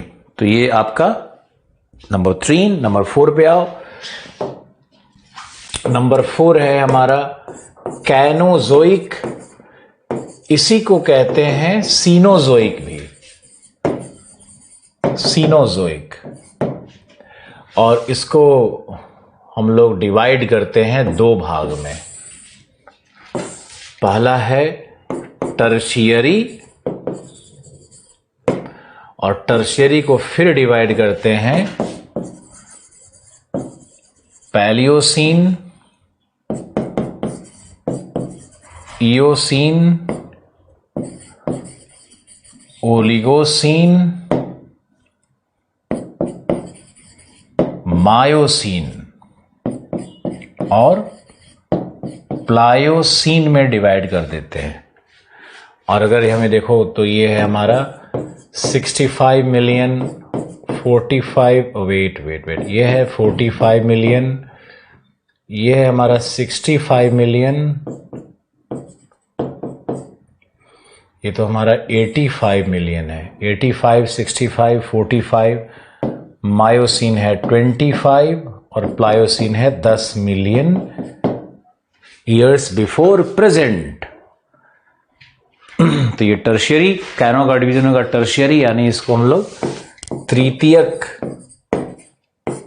खाल बोलेंगे। और इधर आओगे तो ये है चतुर्थक, क्वार्टरनरी। और क्वार्टरनरी को भी हम लोग डिवाइड करते हैं। सबसे पहले करेंगे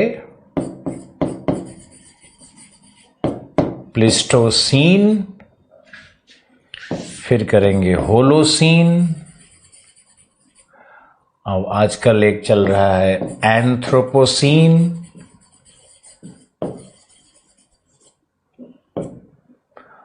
और एंथ्रोपोसीन के अंदर में नहीं, एक और मेघालयन चल रहा है। तो होलोसीन के अंदर में आएगा मेघालयन, और एंथ्रोपोसीन में भी मेघालयन।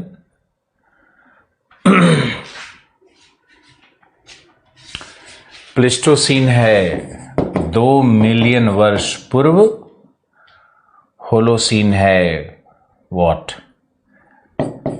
10,000 ईयर्स बिफोर प्रेजेंट, आज से 10,000 साल पहले शुरू हुआ। ये मेघालयन को 4000 बीसी माना जा रहा है, मेघालयन को 4000 3000 बीसी। एंथ्रोपोसीन माना जाता है 1779 से वर्तमान।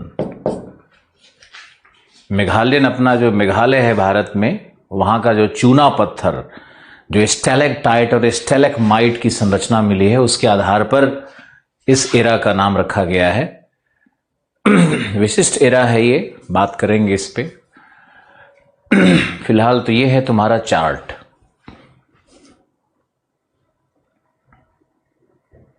ये चार्ट बनाओ।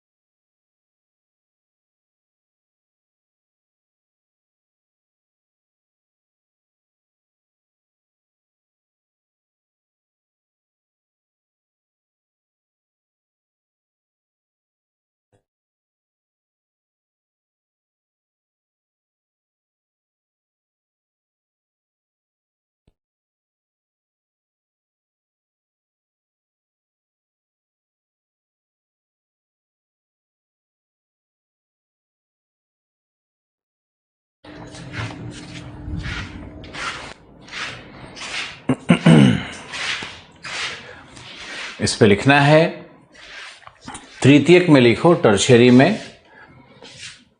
इसमें भी पर्वत निर्माण का काल आएगा और इस पर्वत निर्माण को हम लोग कहते हैं टर्शियरी, या हम लोग इसको कह सकते हैं अल्पाइन फोल्डिंग, अल्पाइन पर्वत श्रृंखला का निर्माण। लिखते जाइए, अल्पाइन पर्वत श्रृंखला का निर्माण। और अल्पाइन पर्वत श्रृंखला के अंतर्गत कौन कौन से पर्वत आएंगे? जो भी पर्वत आएंगे इनको नवीन वलित पर्वत की संज्ञा दी जाएगी। याद रखना है इसको। जब भी कहा जाएगा नवीन वलित पर्वत कौन है, तो नवीन वलित पर्वत का मतलब होता है अल्पाइन फोल्डिंग, यानी जो तृतीयक, जो इस पीरियड में उत्पन्न हुआ, जो आज से 10 मिलियन से लेकर के 85 मिलियन वर्ष के बीच का अंतराल है, उसमें जो भी पर्वत पैदा लिया, उत्पन्न हुआ, उसको अल्पाइन फोल्डिंग कहते हैं। इसका उदाहरण तो आप लोगों को जरूर पता होगा। रॉकीज का नाम सुना है, एंडीज का नाम सुना है, हिमालय का नाम सुना है, फिर यूरोपियन एल्प्स का नाम सुना है। इसी एल्प्स के नाम पे ही अल्पाइन हो गया है, आल्प्स से ही अल्पाइन हो गया है। उसके बाद तुमने शायद अफ्रीका में एटलस पर्वत का नाम भी सुना होगा। एटलस पर्वत भी है, वो भी यंग फोल्ड माउंटेन है, टर्शियर युग का ही पर्वत है। आल्प्स का ही विस्तार पटल माना जाता है जिब्राल्टर से होकर के। तो ये Rockies, Atlas, Andes, Himalayas, Alps, ये सारे पर्वत का जो निर्माण काल है वो टर्शियरी है। दूसरा जो सबसे महत्वपूर्ण है वो है इवोल्यूशन ऑफ मैन। मानव का विकास भी टर्शियरी युग में ही हो रहा है। विशेष करके ओलिगोसीन के बाद ये पूरा मानव के विकास का कालक्रम है। ओलिगोसीन के बाद तो टर्शियरी काल में दो चीजें बहुत इंपॉर्टेंट है। पहला है पर्वत निर्माण और दूसरा है मानव का विकास कालक्रम। जैविक विकास कैसे हुआ मानव का, बायोलॉजिकल इवोल्यूशन कैसे हुआ मानव का, उस पर है ये। अब इस चार्ट पे हम लोग आते हैं। तो पैलियोसीन में सबसे पहले बनेगा रॉकीज एंड एंडीज। रॉकीज और एंडीज पर्वत बन गया पैलियोसीन में। इयोसीन में आओगे तो बन जाएगा आल्प्स, लिखते जाओ आल्प्स।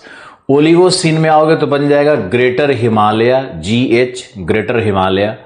मायोसीन में आओगे तो बन जाएगा लेसर हिमालय या मिडिल हिमालय या लघु हिमालय। बृहत हिमालय ओलिगोसीन, लघु हिमालय मायोसीन।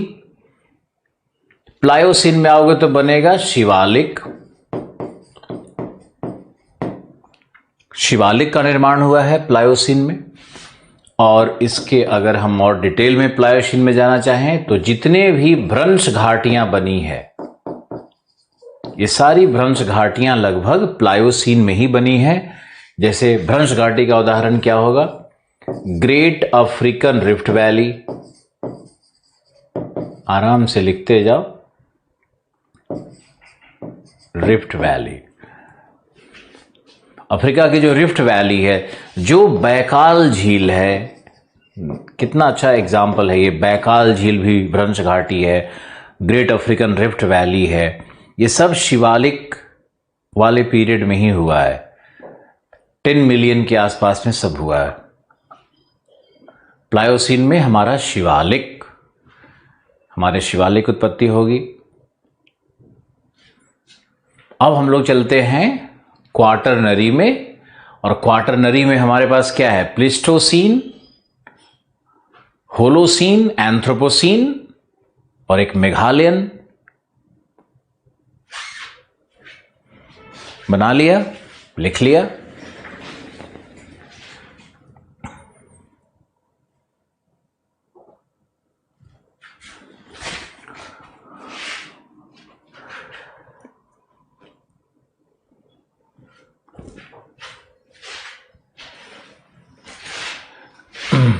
कैनोजोइक के पहले कुछ नहीं लिखा हुआ है, सिर्फ नंबरिंग दिया हुआ है 4 नंबर, और कुछ नहीं वहां पे लिखा हुआ है।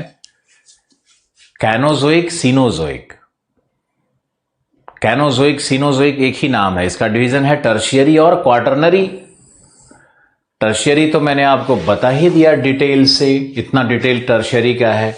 अब टर्शियरी वाली डिटेल को हम हटा देते हैं ताकि आप अच्छे से देख सको कि क्वाटरनरी में क्या क्या हो रहा है। और ये रहा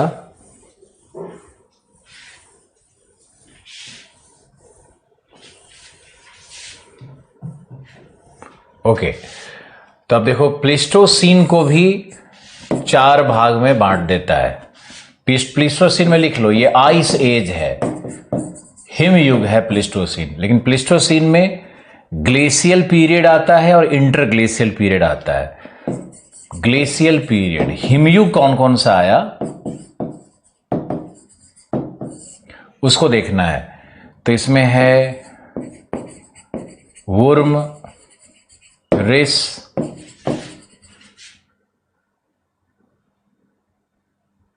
मिंडल,